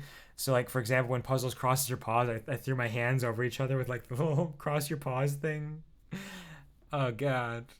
I'm so cute. I can't believe how cute I am. I'm so adorable. God damn. But, of course, a flash of water dances its way over Jack as he sits back in the chairs, of course, in reference to Flashdance. When they pull the water down, it comes splashing. I think that's just like you really feel what you are reading. It's true. I do a lot of pantomiming. I am very gestural too, yes. A lot of hand movements, so I completely feel that. I think I've mentioned before that I've gotten better at it, but I used to say hello to people and greet people when in voice calls or something, and I'd wave at my computer monitor, like, hello. I've gotten better at that. I don't do it all the time. It still slips in every once in a while where it's like, hello, hi, how are you doing? Hope you're having a beautiful day. So, it happens, absolutely. I am very animated in what I do. The clang of bucket on bone contact rouses Jack from his stupor. We need to get out of here! Jack Danielson, no longer flaming, leaps up from the chair, spinning on his heel several times over in an attempt to find the door leading out. Damn, it's so dark in here, Jack growls in exasperation, still spinning on his heel, dizziness mounting underneath the surface, building up to a point at which it will unleash our unsuspecting hero. That's adorable. I'm so cute. Look at me. I'm the cutest. Oh, so cute. You know that you can't spell cute without Q, which is what some people call me because I'm Quvar, and that starts with a Q. So cute. Lamp, being ever helpful, brings his arms in, clenches his eyes, blows out his cheeks, and focuses real super hard. His flame bursts upwards, growing 3 times its previous size, lighting up a little bit more of the room. Thank you, Lamp. Jack Danielson is beginning to feel the effects of twirling around for several minutes. In the meantime, Lamp begins floating around the room, lighting up the walls and nooks, but not the crannies. Nobody likes the crannies. QT, excellent. Oh, cutie, I'm a cutie pie. Oh, look at me, I'm so cute. Oh. Mime! Mr. Mime, mime! Mr. Mime, mime! Archibald calls out in triumph from a dark corner of the room, enticing the small lamp to bob along over and bring to light the way out. Jack stops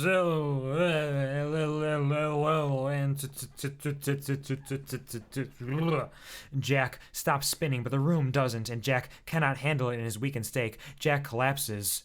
Oh my. Look to the future. To be continued.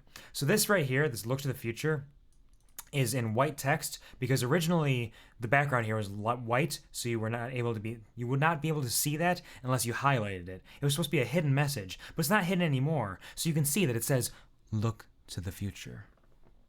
Fuck the crannies. All my homies hate the crannies. Yeah, it's all about nooks in here. I hate crannies. Fucking crannies. Oh wow, that's so cool. Yeah, I slipped hidden messages in there for people. Because I'm a madman. To be continued in A Long Time Coming, Chapter 8, Exit. Is that really the end? It is not the end. There's a few more chapters. I think 3 more total. It is this is a story arc. This A Long Time Coming story arc. It is 4 chapters altogether. Oh hell yeah! Oh, hell yeah. Here we go. We're not ending anytime soon. We're going, moving, turning, one step at a time, continuing forever and ever. And in the meantime, Chapter 8, A Long Time Coming, Exit. Several hours after the conclusion to the last update, we open our eyes to find that Mr. Jack Danielson has opened his eyes, along with the sprightly Miss Puzzles, who had decided to take a short nap amongst the rafters whilst her very best friend lay passed out on the floor. Lying on her back, her top half dazedly dangling off the edge of the rafter previously mentioned. Her eyes pop open as she hears the subtle change in Jack's breathing signifying his waking, stretching her limbs and releasing a minuscule yawn from her yawning maw.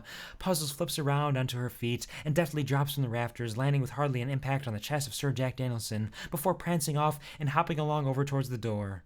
Once there, Puzzles turns her head back towards Jack and waits patiently for him to make his way to his feet.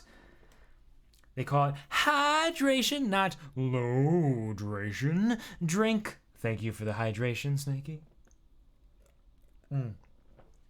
Delicious. Delicious, powerful hydration. So if you can't tell here, I love Puzzles. She is so adorable. She is just the absolute heart and light of this story. Every time, she is just absolutely cute as fuck, adorable as hell, and I love her name, Puzzles. It's so great. I love it. I'm just getting hype over my own shit here. My apologies. Not quite as hype as I did during Beauty and the Beast, because that was quite a powerful story, but this has its moments. And some of its moments are just cute little things with our little friend here, dear Miss Puzzles. I love puzzles too. All y'all motherfuckers love puzzles. Let me hear some puzzles in the chat. Puzzles, puzzles. I should have a puzzles emote. Here we go. Beauty and the Yeast was a masterpiece. Beauty and the Yeast was something else, I swear. Like I said before, but this does not fall short behind. This was the original. This was the OG short story I wrote way back when. Puzzles, puzzles. Oh, that's so cute. Puzzles. But yes, Beauty and the Yeast has a lot going on for it, and I will absolutely read that again for a stream at some point because I didn't read it when I wrote it, like I said, so I didn't know what was going on there. I just kind of went with it, and reading it out loud, it's like, damn, I actually think there's some really good stuff here. I like this a lot. And so sharing that with more and more people as I grow and grow, because I'm going to hit partner within the next couple decades. But at the very least, I'm going to continue to grow my niche audience of people that appreciate me for the little things that I do. And I will read my stories to them because I cannot be stopped. I will continue to read forever and ever, evermore, nevermore. Not nevermore, rather. Where was I? Grumble Muffin. Jack groans as he pops to his feet in an astonishingly nimble manner. Oh boy, Jack is just as surprised that he is on his feet as we are. That should be expected. What may be more surprising than that is the fact that Squeaky and First Man are still unconscious on the ground. Well, Squeaky is surprising at least. As we know, First Man is in a coma. Whatever, that's probably not important. Archibald, the stalwart comrade of Sir Jack Danielson, had been standing idly by the door, lamp perched upon his shoulder, waiting patiently for his cohort to awaken from his slumber. Now that Jack is up and at 'em, so to speak, Archibald gently pushes the door open, offering his dark, dank hallway to Jack. Hold on. I just realized that I didn't read the TLDR for this one, which is important because that helps you understand the plot, of course. TLDR. Jack Danielson wakes up from a month-long alcohol-induced coma to find himself being held captive by two men referred to as Squeaky and First Man, who are working for an unknown source. They attempt to interrogate Jack with poor results. Jack Danielson is then rescued by his Pokemon, Puzzles, Archibald, and the newly introduced Lamp the Litwick. After being freed, Jack Danielson passes out once more, the exertion being too much for him in his weakened state. Oh, I thought that with the future bit there wasn't. I thought that with the future bit, what there was. I'm sorry, Snake. That is a messy sentence. I'm not sure what you're trying to say. I thought that with the future bit there. Oh, with the future bit there wasn't a TLDR. Got it. I understand. Sorry, I didn't word that right long. I think I understand. You thought with the look to the future that there wouldn't be a TLDR and all that because you're looking toward the future. I think I get it. I understand. Yeah. No worries. Sponsorship. NA. No sponsorship done. Character key. Has to throw in Lamp here because he is new. Jack's nondescript source of light. This Litwick is adorably plain with no real defining characteristics beyond his eagerness to help. Note, I'm sure y'all's is already be doing this, but I welcome you to draw your own conclusions about these characters. I have definitely noticed that they've evolved beyond these simplistic definitions and what I had originally intended for them. Yeah, the characters have definitely become something of their own. Anyways, back to reading the story. No time lost. Absolutely not at all. You can go first, Archibald. Jack smiles warmly as he offers the pitch-dark tunnel of death to his ally. I keep reading as ally because the alley is a whole thing. Ally to his ally. Archibald nods, walking through the door and flashing his Mime Jr. to light the way in front of him. Lamp floats off of his shoulder to perch on Jack's head, providing him with a better view of the surroundings. There wasn't much to see, however, as the corridor was tight, straight, and had no distinguishing features. We're in the blazes. Oh wait, we're done with that. Where are we? Jack questions aloud and to nobody in particular. So, Flash is a move in Pokemon that lights up dark spaces, so flashing his Mime Jr. is just, he's using the move Flash. It's totally fine, don't think about it. And then he's slurring here and we're in the blazes, and oh wait, we're done with that, is Jack breaking the fourth wall and saying, oh wait, we're not doing the slurring thing right now, that's done with, we're moving on.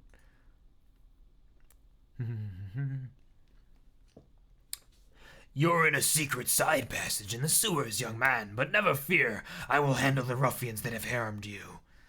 A man leaps from the ceiling, covered head to toe in bright purple spandex, sporting a blue cape and a cowl with pointed ears. He stands tall, proud, hands on his hips, ready to assist the poor kidnappee standing before him. Oh, they're already taken care of, sir? I knocked him out real good. Jack helpfully informs the costumed freak blocking the path to freedom. Oh, well, it appears I was too late again. If only I were faster. The suited man shakes his head in dramatic disappointment. Nonetheless, I'm sure there is more crime for me to handle, somewhere in these sewers. I must away, but keep up the good work, and you too can be a superhero. Wahahaha! The man, who is quite possibly a homeless lunatic, leaps up to the ceiling and scurries away across the stone. So this is a really obscure joke that even people who understand Pokemon didn't get. This is Crobat Man. Crobat being a Pokemon that is known for having a very high speed stat. So the fact that Crobat Man here is too slow is just a very subtle, very funny joke. I promise, it's extremely funny. Please laugh. Please clap. It's fine. That was odd. Anyways, the sewer. Excellent. Let's follow our noses. Jack triumphantly shouts to his posse, conveniently forgetting about Archibald's teleporting capabilities that would greatly aid in their escape. Onward! That way, I think, Jack bellows, pointing triumphantly forward, in the only possible direction besides going back the way they had come, because again, it's a short, straight alleyway with no discernible features. With Archibald leading the way, Lamp lighting his surroundings, and Puzzles bounding along ahead, behind, and between them all, Jack and his merry band of misfit Pokemon traverse the tunnel, eventually coming to the end. A brick wall. It's too much. We're done for, folks. We ought to just give up now. There's no point in continuing. A lone tear makes its way down Jack Danielson's cheek as he hangs his head, accepting the demise of he and his own. Puzzles rears up on her hind legs and places her front paws on the wall. She then stretches one of her ribbons up to the left and pushes in on a faintly discolored brick. The brick retreats into the wall, followed by the wall crumbling into the earth, revealing the Freedom Sewer and sending a wave of stench so very foul that it knocks Jack right off of his feet. Ooh! Jack grunts as his backside hits the side of the back wall of the tunnel in which they had been in prior to it becoming an alcove rather than a tunnel, as if by magic. Excellent work, Puzzles. My brain hurts. I'm far too dry. Jack Danielson bemoans his apparent sobriety, though we have to question whether he is ever really, truly sober. And I'm hungry. Jack's head lowers as he succumbs to the grand depression of his situation. But only for a moment. As his eyes light up, Jack cries, "An idea I have had! I could really go for some free lunch. Archibald, take us to the establishment." Situational remembering of particular abilities is a useless ability of our fair hero. Archibald nods to Jack and promptly teleports the gang to Free Lunches Are Us.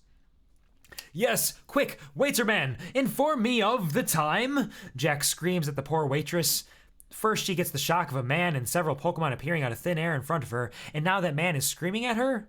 Not to mention that she had woken up with a severed ponytail head in her bed this morning, but that isn't a part of this story. It's 9:37 a.m., sir? She tentatively mumbles, clearly fearing the reaction that the stanky, disheveled man would have to her information.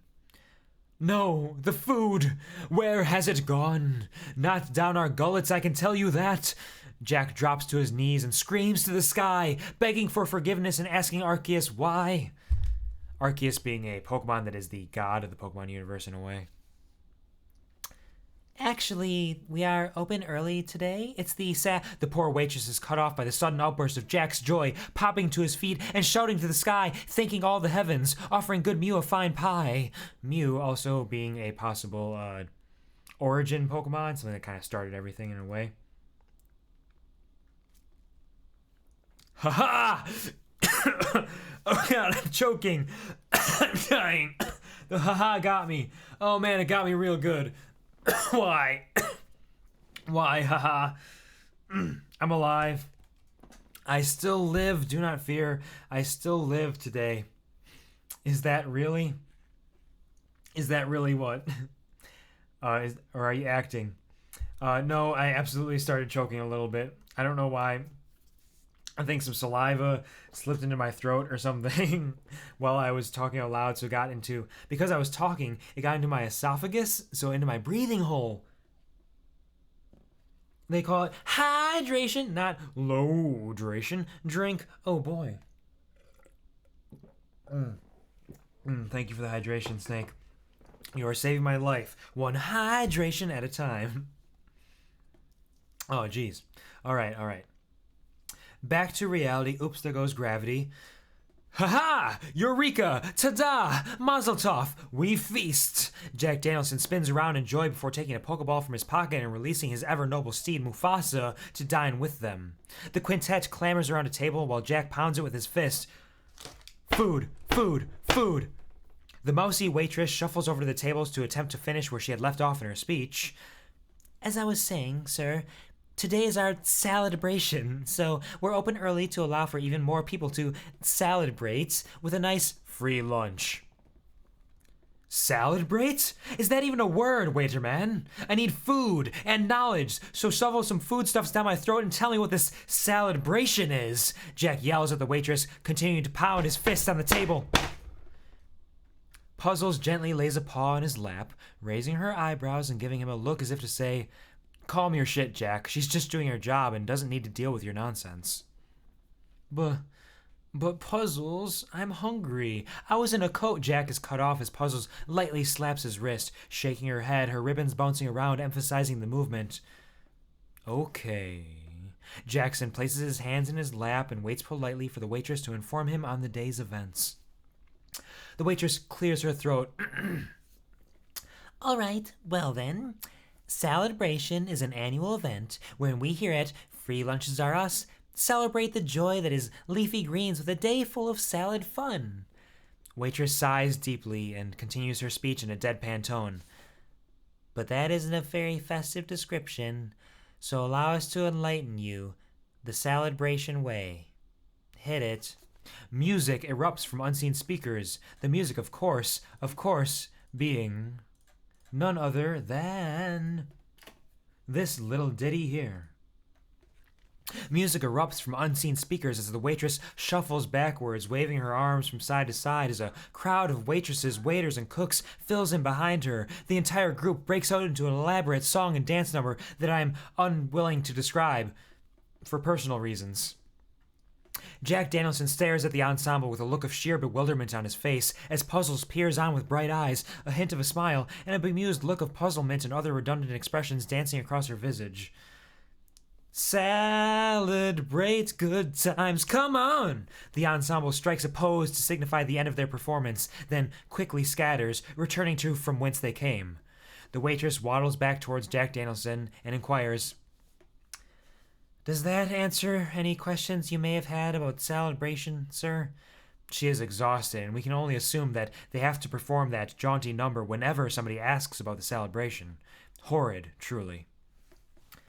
Not really, but I think I get the gist of it. Jack reassures the waitress that she had probably done her job. I guess we'll take some salad? Perfect. We'll bring out a few platters for you and your Pokemon, sir. The waitress offers Jack and his crew a somewhat forced smile and retreats, only to return in record time with a stack of salad platters for everyone to feast off of. They do just that. And they are merry. Look to the past is the secret message for this one. To be continued. TLDR, Jack Danielson is brought back to consciousness by the passage of an unknown amount of time. He and his Pokemon then escape from the room of captivity and make their way to the freedom sewers that they were located in. Jack realizes how hungry he is, having only recently come to from a coma, and decides to teleport to Free Lunches Are Us for some free lunch. Jack and company feast. To be continued. Sponsorship, NA, character key. Y'all know who these motherfuckers are. And now we move on to Chapter 9. A long time coming. Home. Continuing on from where the previous update left off. Several hours of celebration later. I love that you add sponsor NA every time, though. I gotta make sure people know that I ain't doing shit in game. I'm just writing this shit for fun and making people read it. There's no purpose to this. This was not meant to be, but it was, and it is, and it will continue to be.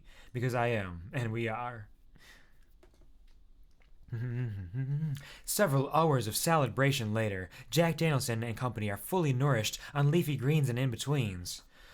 Okay, I have replenished my food bar. Now I must quench this undying thirst of mine, Jack announces to those gathered around him, all lying on the ground, full and content, satisfied. Movement will not be easy. Archibald Lamp, you've done well today. Rest in thine balls. Jack haltingly lifts the balls of both Archibald and Lamp, bringing them in with a flash of cherry light. Mufasa, rise! We must ride! Jack weakly heaves himself out of the chair and begins to shuffle towards Mufasa, who is listlessly lifting himself from the ground. Dear Puzzles is rolling around on the ground, eyes closed, enjoying the sunshine on this fine day. Puzzles, we must make haste. I'm drying out even more as we speak. Jack urges Puzzles to prepare to move, while he himself struggles to pull himself onto Mufasa's back, who stands still, stoic, strong, but still manages to release a mighty yawn. Puzzles' eyes pop open as she hops to her feet, shaking the dirt from her coat and prancing around Mufasa in circles, waiting for her companion to find his way onto his transportation. After several minutes, Jack manages to pop a leg over Mufasa's back. Mufasa, pop him up, please. Jack implores Mufasa to aid him, which he does by bucking his back in such a manner as to pop Jack Danielson into place. Much better. Now let us... away. Post-haste. Jack urges Mufasa on, plodding down the street towards the Seven Seas pub. As our heroes languidly loll up to their base of operations, we can faintly make out a park in the distance, and lying on the wood chips, abandoned in their prime, are a lonely pair of child's shoes, along with scattered fragments of cloth. We open on the interior of the Seven Seas pub, calm, serene, careless Wismer. Better sleep. Not better sleep. Fuck you, mattress firm, we're posting music. Careless Wismer, drifting lazily through the ear holes and infecting the brain holes of the patrons. From beyond the door, one can hear mumbling, something like, friendly, long to give me a drink on. Good job, Mufus. Followed by a faint pachoo noise. Nobody pays it any mind, as they shouldn't. It's inconsequential nonsense. So again, for those who don't remember or weren't here for the early stuff, this reference up here of some lonely children's shoes lying with scattered fragments of cloth on the wood chips are in reference to the last time our heroes visited Free Lunches Are Us, where they brought a child here that they had saved from being lost, and he lost his lava cookie, and they were going to bring him home, but they couldn't find his home. They dropped him off at a playground where they ate lunch so that he could play, but he was exhausted and beat, so he just laid there. And who knows what happened? Anything could have happened. It's a mystery. Fuck you. Jack Danielson bursts through the doors to the Seven Seas pub, Puzzles bounding along past him to come to a rest at the bar, rearing low to the ground and wiggling her rump. She makes a grand leap. Puzzles lands gently on one of the bar stools, plopping on her rear end, happy to be back in the usual place with her usual companion. Jack, meanwhile, practically falls through the doorway, mumbling, "So dry. So dry." Upon entry, he inadvertently knocks over a shaky youth who hardly looks old enough to legally be in the pub. This is of no import to Jack Danielson, who can hardly recognize what had just occurred. What? Jack's eyes cross and uncross in rapid succession before finally coming to rest on the boy before him. "Oh, sorry there, sonny boy. Let me just help you up." Jack pulls the youth to his feet and promptly embraces him. "I am terribly sorry if I harmed you, but Jack sniffs back some tears as he struggles to let loose the difficult words hanging in his mouth, his very soul crying out in ecstasy. I'm so glad to be back." The youth seems clearly uncomfortable and pries himself loose from Jack and backs out of the pub, watching Jack all the way out the door. Basilio, my good man. Chuck me that bottle of whiskey right there, please," Jack coos at the fine tarbender of the Seven Seas pub, quickly moving on from the events with the youth. "No, Jack, you'll have to come pick it up." Basilio takes the bottle requested down from the shelf and places it on the counter, immediately returning to washing the glass that he had been carefully attending to prior to Jack's interruption. For but a moment, Basilio's eyes dart from Jack to the door and back again. It almost seems as if he is keeping an eye out for something, watching, ever aware, probably not important. All right, Basilio. Jack smiles widely, waltzes up to the bar, and plucks the bottle off of its surface, as if it were a divine fruit hanging from a forbidden tree and he were but a ne'er-do-well, waiting to grasp that fruit and shove it down his greedy gullet. Jack proceeds to grasp the bottle of whiskey and shoves its contents down his greedy gullet. After several seconds of the smooth liquid easing its way through his veins, reigniting the spark of his fire, Jack places the now empty bottle back on the bar counter. I'm starting to get the feeling back in my toes. We need some music, Jack mumbles to himself. Jack sidles his way up to the jukebox. He reaches into his pocket for some small change and pulls 2 coins from it. Jack gingerly raises his hand, cradling them with great care, for they are precious. He lifts them with an aloof manner, dropping them tenderly into the crevice for which they were surely crafted. A light clinking can be heard, stemming from deep in the machine, signifying that it is time to move on to the main event. Jack meticulously pokes at the jukebox's display, making sure to choose the most opportune song for this coming evening. After finalizing his selection and allowing the music to wash over him, Jack spins on his heel to saunter back to the bar. The song not being here, but I'm pretty sure I know what it is. If I'm correct, it is this song, which is very apropos given the name of this here arc of this story, a long time coming. This is A Change Is Gonna Come by Sam Cooke, who does sing at one point. It's been a long, long time coming, but a change is gonna come. Yes, it will. That kind of thing.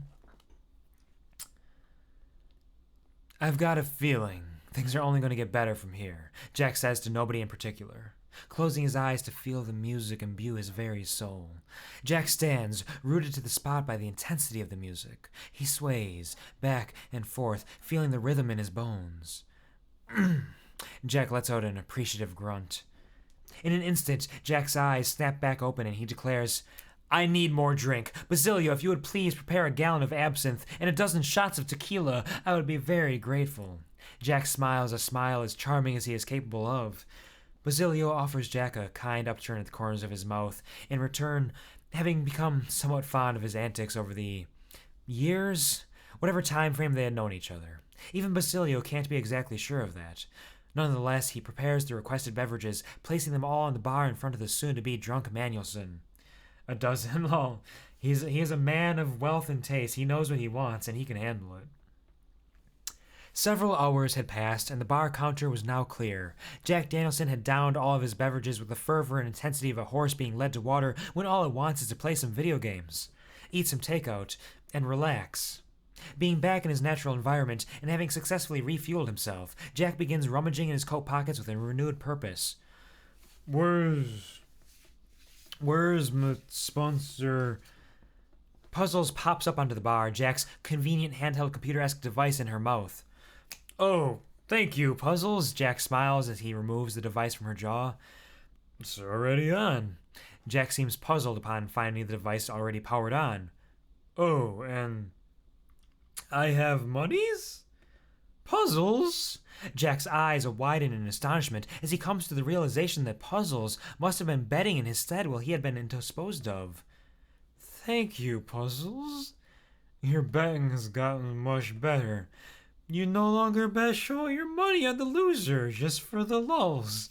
Jack proudly pats pretty petite Puzzles on the head. Now, I ought to make some sponsorships. Jack begins to poke around on the computer screen. I should send some messages, too. Really connect with tributes. Jack continues poking around at his device, prodding it with a waning fervor. After several minutes, Jack drops it into his pocket and releases a yawn of not quite epic proportions. Drinking and coma-ing sure gets me sleepy. Jack proceeds to bumble around behind the bar, dropping to the floor like a sack of cotton balls. Don't mind me, Basil. Just taking a short nap. All right, Jack. Basilio doesn't even look up or down, in this case, from the glass that he is cleaning. Jack's shenanigans hardly faze him anymore. We can just make out Basilio's eyes, glancing at the door to the Seven Seas pub once more. Jack Danielson rests his head on the soft, meticulously clean floor that isn't so much soft as it is firm. His eyes pop and drop shut, locking away his vision for a night of sleeping loosely, having bitter dreams, and allowing the bitiest of bedbugs to cuddle with his flesh. Or the opposite of that, either works. Jack's mind clouds, drifting into the dream world. Perhaps when he awakes, he will have his hidden ability, but for that we must wait and sleep and dream. Look deeper. TLDR, the plot. Jack Danielson returns to the Seven Seas pub after a long time and several hours of celebration at Free Lunches Are Us. He orders drinks aplenty, discovers that Puzzles had been placing excellent bets in his place, and makes some sponsorships with the money she has won him. He then goes to sleep behind the bar on the floor. Sponsorship. Following sponsorships. Charizard Noob receives a TMO5 roar along with the following note. Dearest Noob, we have a lot of work to do to live up to your namesake, big shoes to fill and whatnot. I'm giving you this gift to aid you in showing off your power. I would advise that you not use it around your allies, though. You shan't be scaring them off. You need them. Sincerely yours, Jack Danielson. Roar being a move in Pokemon that when used, scares away the opponent. It makes them run away. Or switch out with a different Pokemon. And Moon with the Cow / David will receive a TM45 Attract and a TM06 Toxic. Also be starting a pool for TM08 Bulk Up and utilizing starting move. I just gave him a shitload of stuff, basically. The note to David is, Dave Dearid, I'm sorry that I wasn't around for you growing up, but your mother just wouldn't have had any of it. On the bright side, you can use these things to fill the empty hole in your heart I believe that you have a grand future in. Fill the empty hole in your heart. I believe that you have a grand future in the agricultural business. Have a good Yom Kippur. Love, Jack Danielson. Of course, David is not Jack Danielson's son. That would be ridiculous. Character key, everybody here I think is known. Perfect. And we can move on to the finale. Chapter 10. A long time coming. Only the beginning. Which, if you recall, the name of Chapter 1 was Only the Beginning, so this is a beautiful callback to that original chapter, because I'm a genius at writing chapter titles and episode titles. Oh man, I'm so good. Would it be now? Finale! The finale. Again, this is much shorter than Beauty and the East, but it's got stuff going on. And now we will dive in to the finale of the Ballad of Jack Danielson. Gotta love that continuity. Yeah, I'm a genius. I'm so cool. I'm so strong and so smart and so fast and so brave and so funny. I'm amazing. My pox can barely take the excitement. The pox in your rocks. Or the rocks in your pox, rather. Your pox are absolutely full to bursting, I'm sure, with so much excitement. So much excitement in your pox. So, what we have here, a long time coming, only the beginning. Jack, wake up. I've let you get some rest, but you need to get up now. I need to talk to you. It's urgent. Jack Danielson hears a voice, muffled to him due to the woolen blanket of sleep stuffed deep into his ear holes.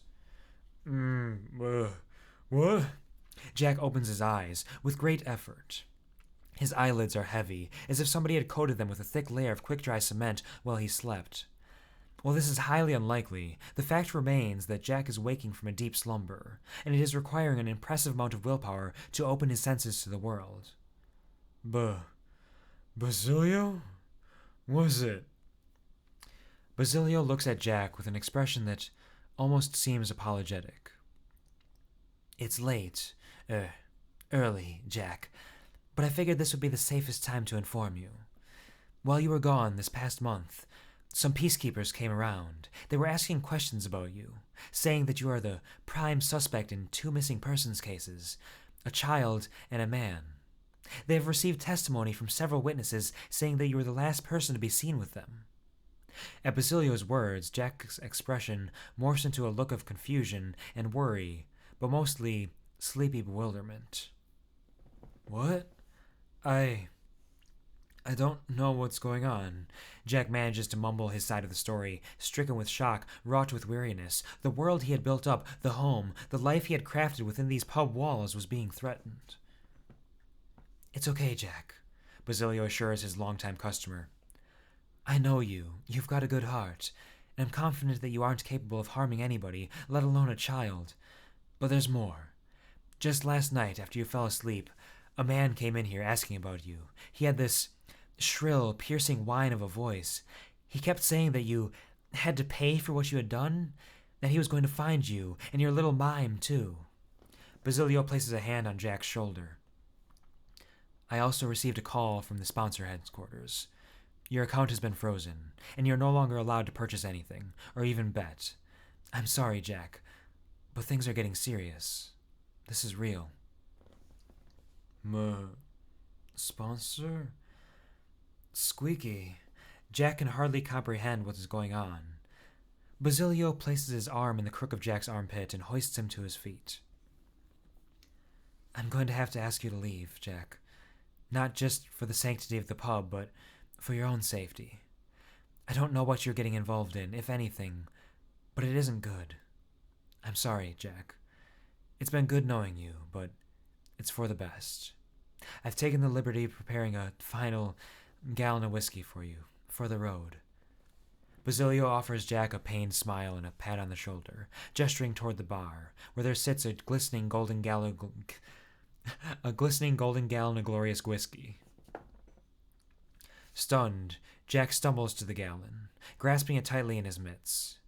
He turns back towards Basilio and manages to offer him a troubled hint of a smile and a nod. Thanks for all your help, Basilio. You've been a good friend and an excellent tarbender. Basilio nods in return, turning away from Jack to finish cleaning some glasses. He ought to be sleeping, but while he was up, he may as well cleanse some of the things in his life that will always be there. Love the alliteration, always. Always good alliteration. Puzzles pads up to Jack as he walks towards the doors to the Seven Seas pub, for what is likely the last time. She looks up at him, a hint of a frown marring her features, her eyes alight with worry. Jack looks at Puzzles and smiles, reaching down to pat her on the head. It's all right, Puzzles. We've just got to hit the old dusty trail again. Puzzles smiles back at Jack, letting loose a low purr.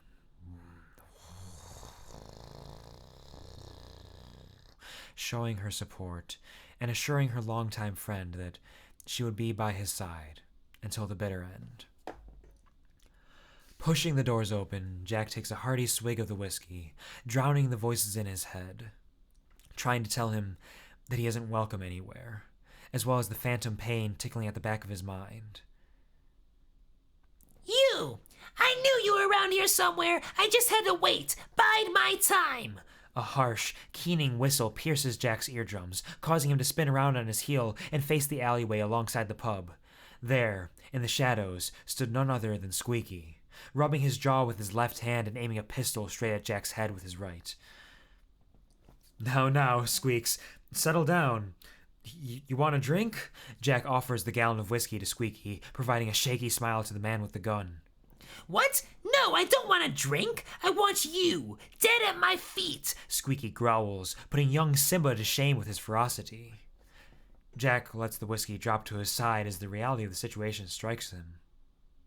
This is happening. I'm going to die. Puzzles arches her back, bending low as if readying to pounce at the slightest provocation, a foreign expression disfiguring her face. Where one would normally find a smile and a twinkle in the eye, there is now bared teeth, a low growl, a sharp glare. Jack looks past Squeaky, something coming to his attention. Hey, Squeakers, where's that other guy? Jack questions, apparently still not grasping the gravity of the situation, despite what I may have said several lines up. My name is Pierce, and that is one of the reasons I'm here right now. Squeaky screams in a hushed manner so as not to attract unwanted attention to them. I am here to get revenge on you. That little bitch there. Squeaky gestures at Puzzles with his gun, causing her to growl to deepen. And that goddamn Mr. Mime. You dislocated my jaw, fractured several of my ribs, and put Adam into a coma. Not to mention that our boss is going to be furious that we couldn't get the information we needed out of you, despite assuring him that you were the final piece of the puzzle. You've ruined me. Squeaky's high-pitched voice would surely be attracting all of the canine-esque Pokemon in the area to this very location. You know, because dog whistles. This isn't actually happening. So, there's a few things I have to bring up here. Obviously, earlier on, the missing child is the child that Jack Danielson left at the park. The missing man is the man that was eaten by the alley, which is a thing now. Squeaky here is talking about his friend Adam, which is a joke because Jack Danielson called the other man First Man because he was the first man to speak. And Adam, of course, is the first man. Yeah, genius stuff here. Really brilliant piece of work.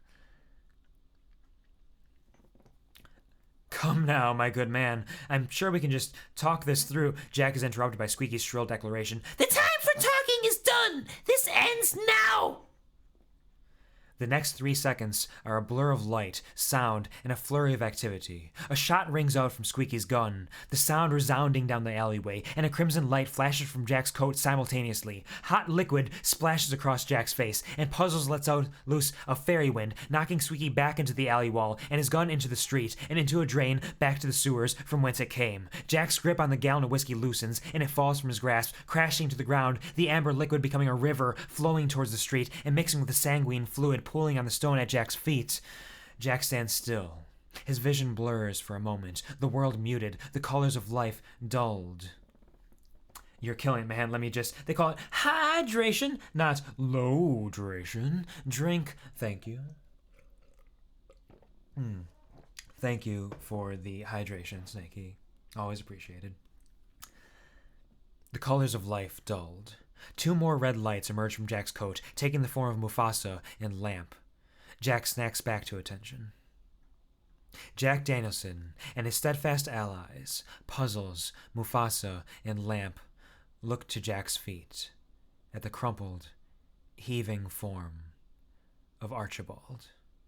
Jack's gaze flickers for a moment, hazing over as he looks down at his longtime companion, lying in a pool of whiskey and blood. Archibald? Are you all right, buddy? Jack drops to his knees and pulls Archibald's head into his lap. It's okay. Squeaky can't harm your hearing any longer. It's over. Your eardrums are safe. Archibald looks up at Jack Danielson, blood seeping out of his chest. Mime. What's that, Archibald? You want to play charades? Jack cocks his head to the side. I don't think this is an appropriate time, but if that's what you want, I can dig it. Jack stands up and walks back a bit. All right, let's do this, Archibald. Let's do this. Jack's voice cracks just a tiny bit as he looks down at his ally, his protector, his friend. Jack brings his hands up to his ears and begins mouthing nonsense. Mime. Archibald coughs out. Jack nods and holds up 4 fingers. Mime. Archibald excitedly bellows, his voice beginning to gurgle a tad. Jack nods once more and holds up 2 fingers. Mime. Jack nods and begins pointing at his ear. Mime, Mr. Mime. Jack shakes his head and continues pointing at his ear, waggling his eyebrows as if expecting that to aid Archibald in figuring out the word. Mime. Jack nods emphatically, placing his finger on the tip of his nose. Perhaps I spoke too soon. Jack holds up 4 fingers again. Mr. Mime. Archibald calls out, his voice fluctuating just a bit. Jack nods and pinches his fingers, holding it up to his mouth and swiping them from side to side. Mime. Mr. Mime. Jack jumps up and down, pointing at Archibald and tapping his finger on his nose. Congratulations, Archibald. You got it. Jack's smile is pained, forced as he gazes down at his staunch compatriot. Tears are beginning to form in Jack's weary eyes. My. Archibald coughs, his voice getting weaker. Mr. My. Archibald's voice fails him.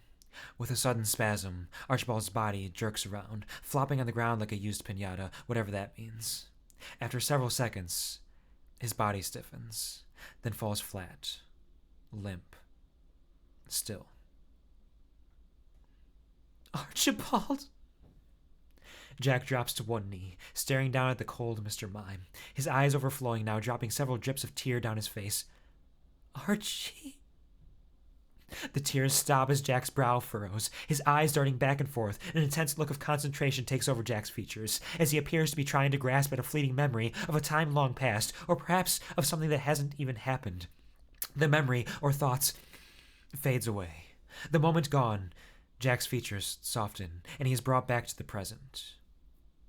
Archibald, come on. It's okay. We can go get a revive. It will all be okay. Jack is interrupted by a petite paw placed politely on his hand. Puzzles looks into Jack's eyes, her expression soft, comforting, as she offers him a trace of a smile and a small shake of the head. You're right, Puzzles. Jack drops his gaze, his vision down to the ground. We can't do that, because that would be... Jack swiftly looks up in a clear attempt at making the moment more dramatic. Against the rules. Of course, because in a Nuzlocke, if a Pokemon is faints, it's dead. It's dead forever. You can't revive it. What, bro? Holy shit, man. Yeah, there's a little bit of a turnaround here at the end. Jack stands up and backs away from his now deceased friend, head hanging low, sweet chariot. He reaches into his pocket and grasps Archibald's ball firmly, bringing it out into the open air. Huh? A voice emerges from behind Jack, but he pays it no mind.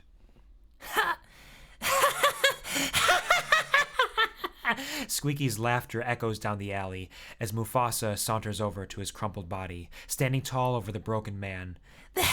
That's one down! Two to... Squeaky's sharp tirade is cut short as Mufasa calmly lifts a hoof and brings it crashing down onto the sordid creature's face, crushing his skull and ending his life in one swift motion. Jack holds Archibald's Pokeball up, recalling him for the final time. We'll find an appropriate spot to bury you along the way. Only the best for you. Jack tenderly places the Pokeball back into his coat pocket. His lamp torches the remains of Squeaky's shattered form, incinerating any trace of the man-turned-monster. Jack turns to Puzzles, whom is sitting down, that soft, somber expression still on her face, her head tilted down the slightest bit.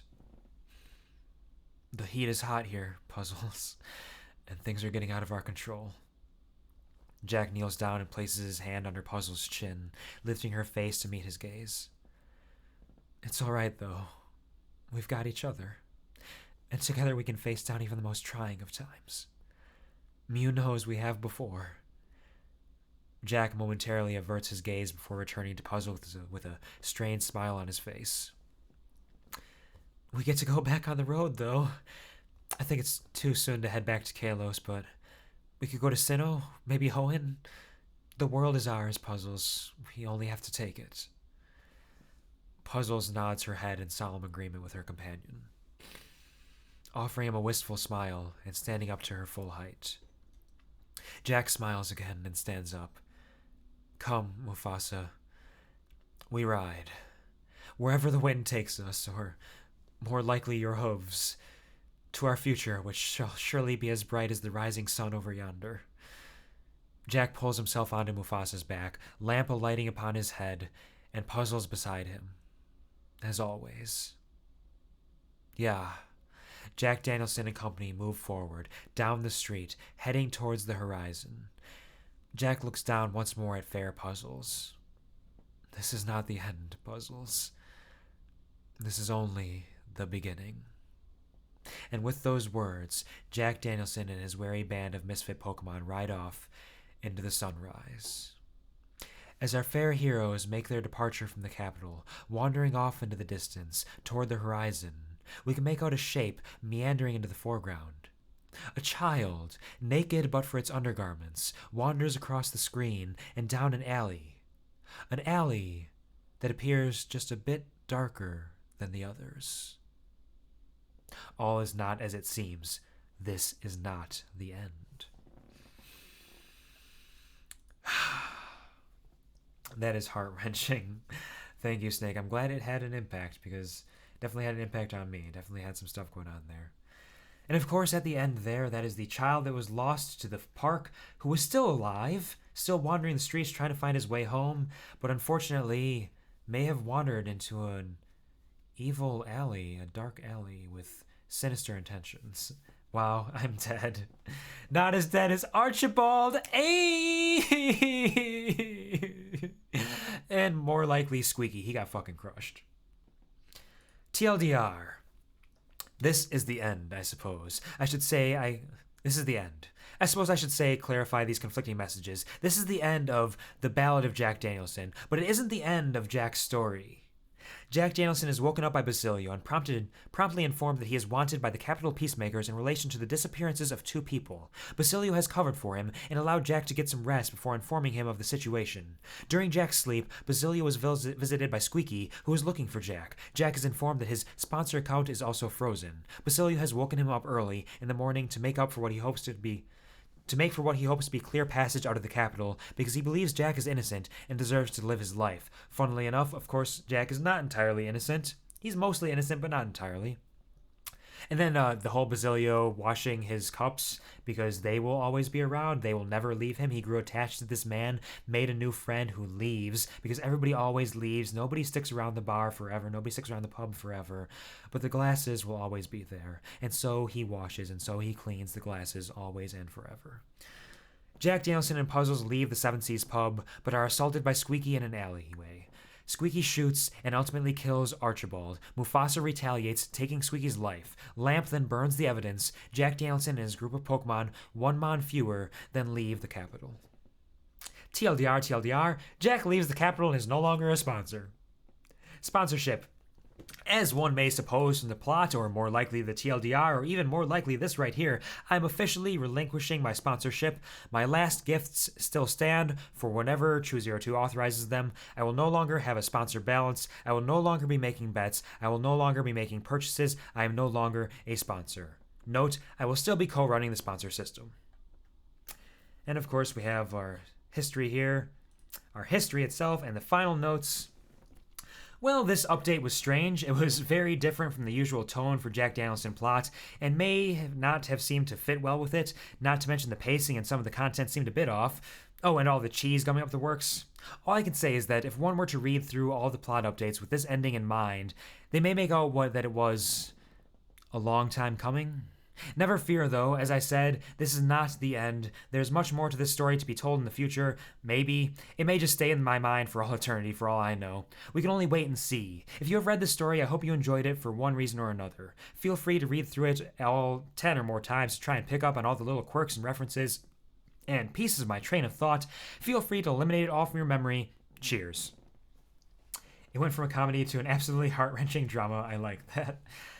Yeah, as you at least are very familiar with at this point, I'm sure, Snake, that is sort of my brand sometimes with Beauty and the Yeast, and this as well, blending comedy and tragedy in equal measure and throwing drama in, because the buildup of the comedy allows for the drama to have that much more weight to it, I suppose.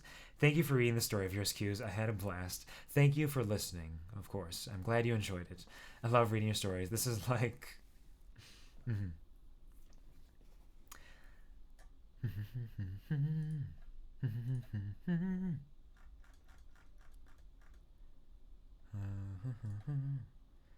Hold on here.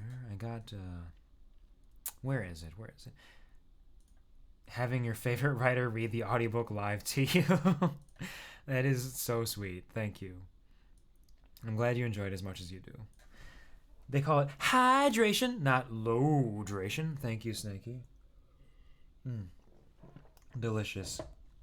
And you're even able to interact with them like so. Cheers, hermano. It is something special. Salud, of course. I do have some alternate universe short stories here that involve Jack Danielson. If y'all are interested in sticking around a little bit longer and hearing me recite a couple more of these, there's only 2 or 3 of them, if you're interested.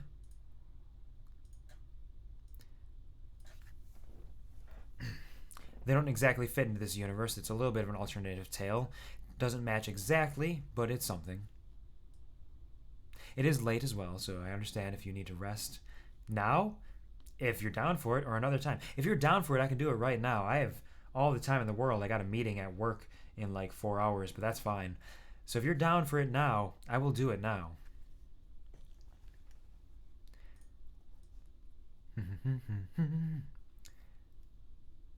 Yeah, because I'd love to stay, but I do need to rest. That's perfectly fine. If you need to rest, then this is a good time as any. I can actually get a little bit of a nap in before I go to a meeting at work. I wouldn't want to miss it, though. No way. Yeah, of course. Absolutely no worries. It has been a long time. I've been streaming for 7 hours, so I understand the need for rest on everybody's account, rather. So I can just hit this with you deserve to sleep, man. I always sleep some way or another. So for now, I will wind this down here. Let me check out you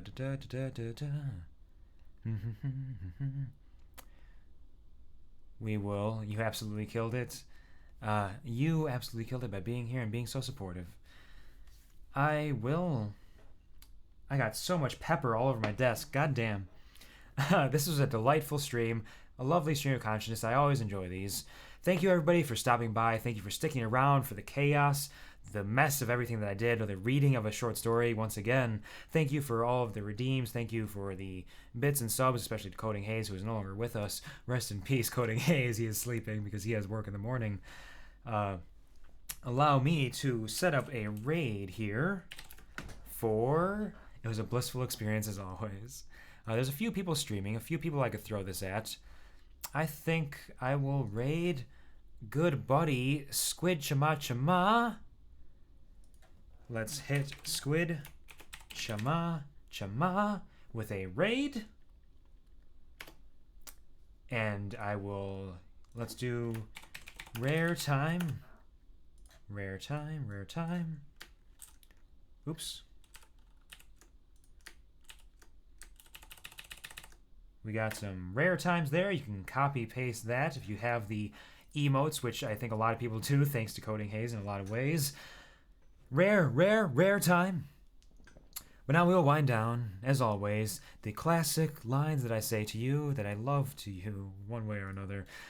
Thank you, everyone, for giving me your time, giving me your attention, giving me your love and support. It is such a comfort. It really is. I appreciate each and every one of you more than I can say. You've given this old bear, I'm not a bear, just like when I swear, so much more purpose in my life, so much more feeling like I have worth and have value and that I'm important, as are you. You are all important. You all have value. I love you so much. And never forget, always remember that I love you and I'm proud of you. Thanks. Me too.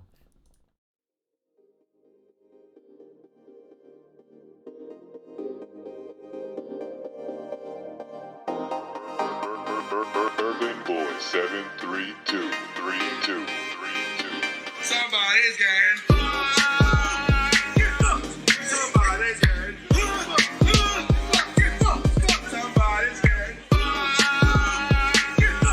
somebody's getting somebody's getting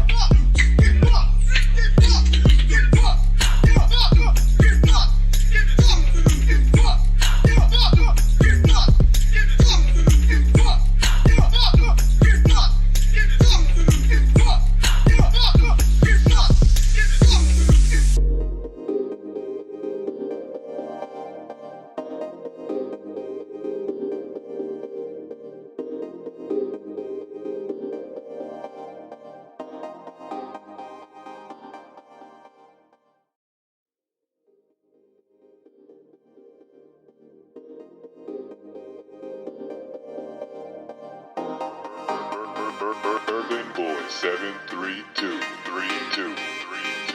Somebody's getting. Somebody's getting. Somebody's getting. Somebody's getting. Somebody's getting. Somebody's getting. Somebody's getting. Somebody's getting.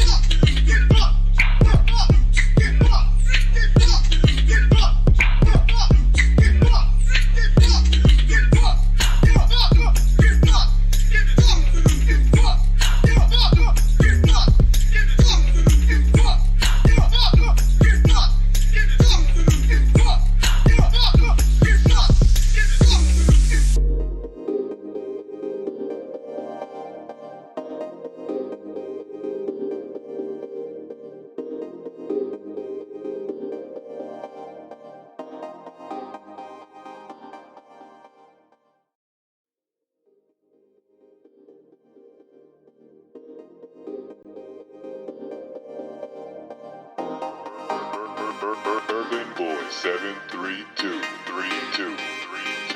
Somebody's getting.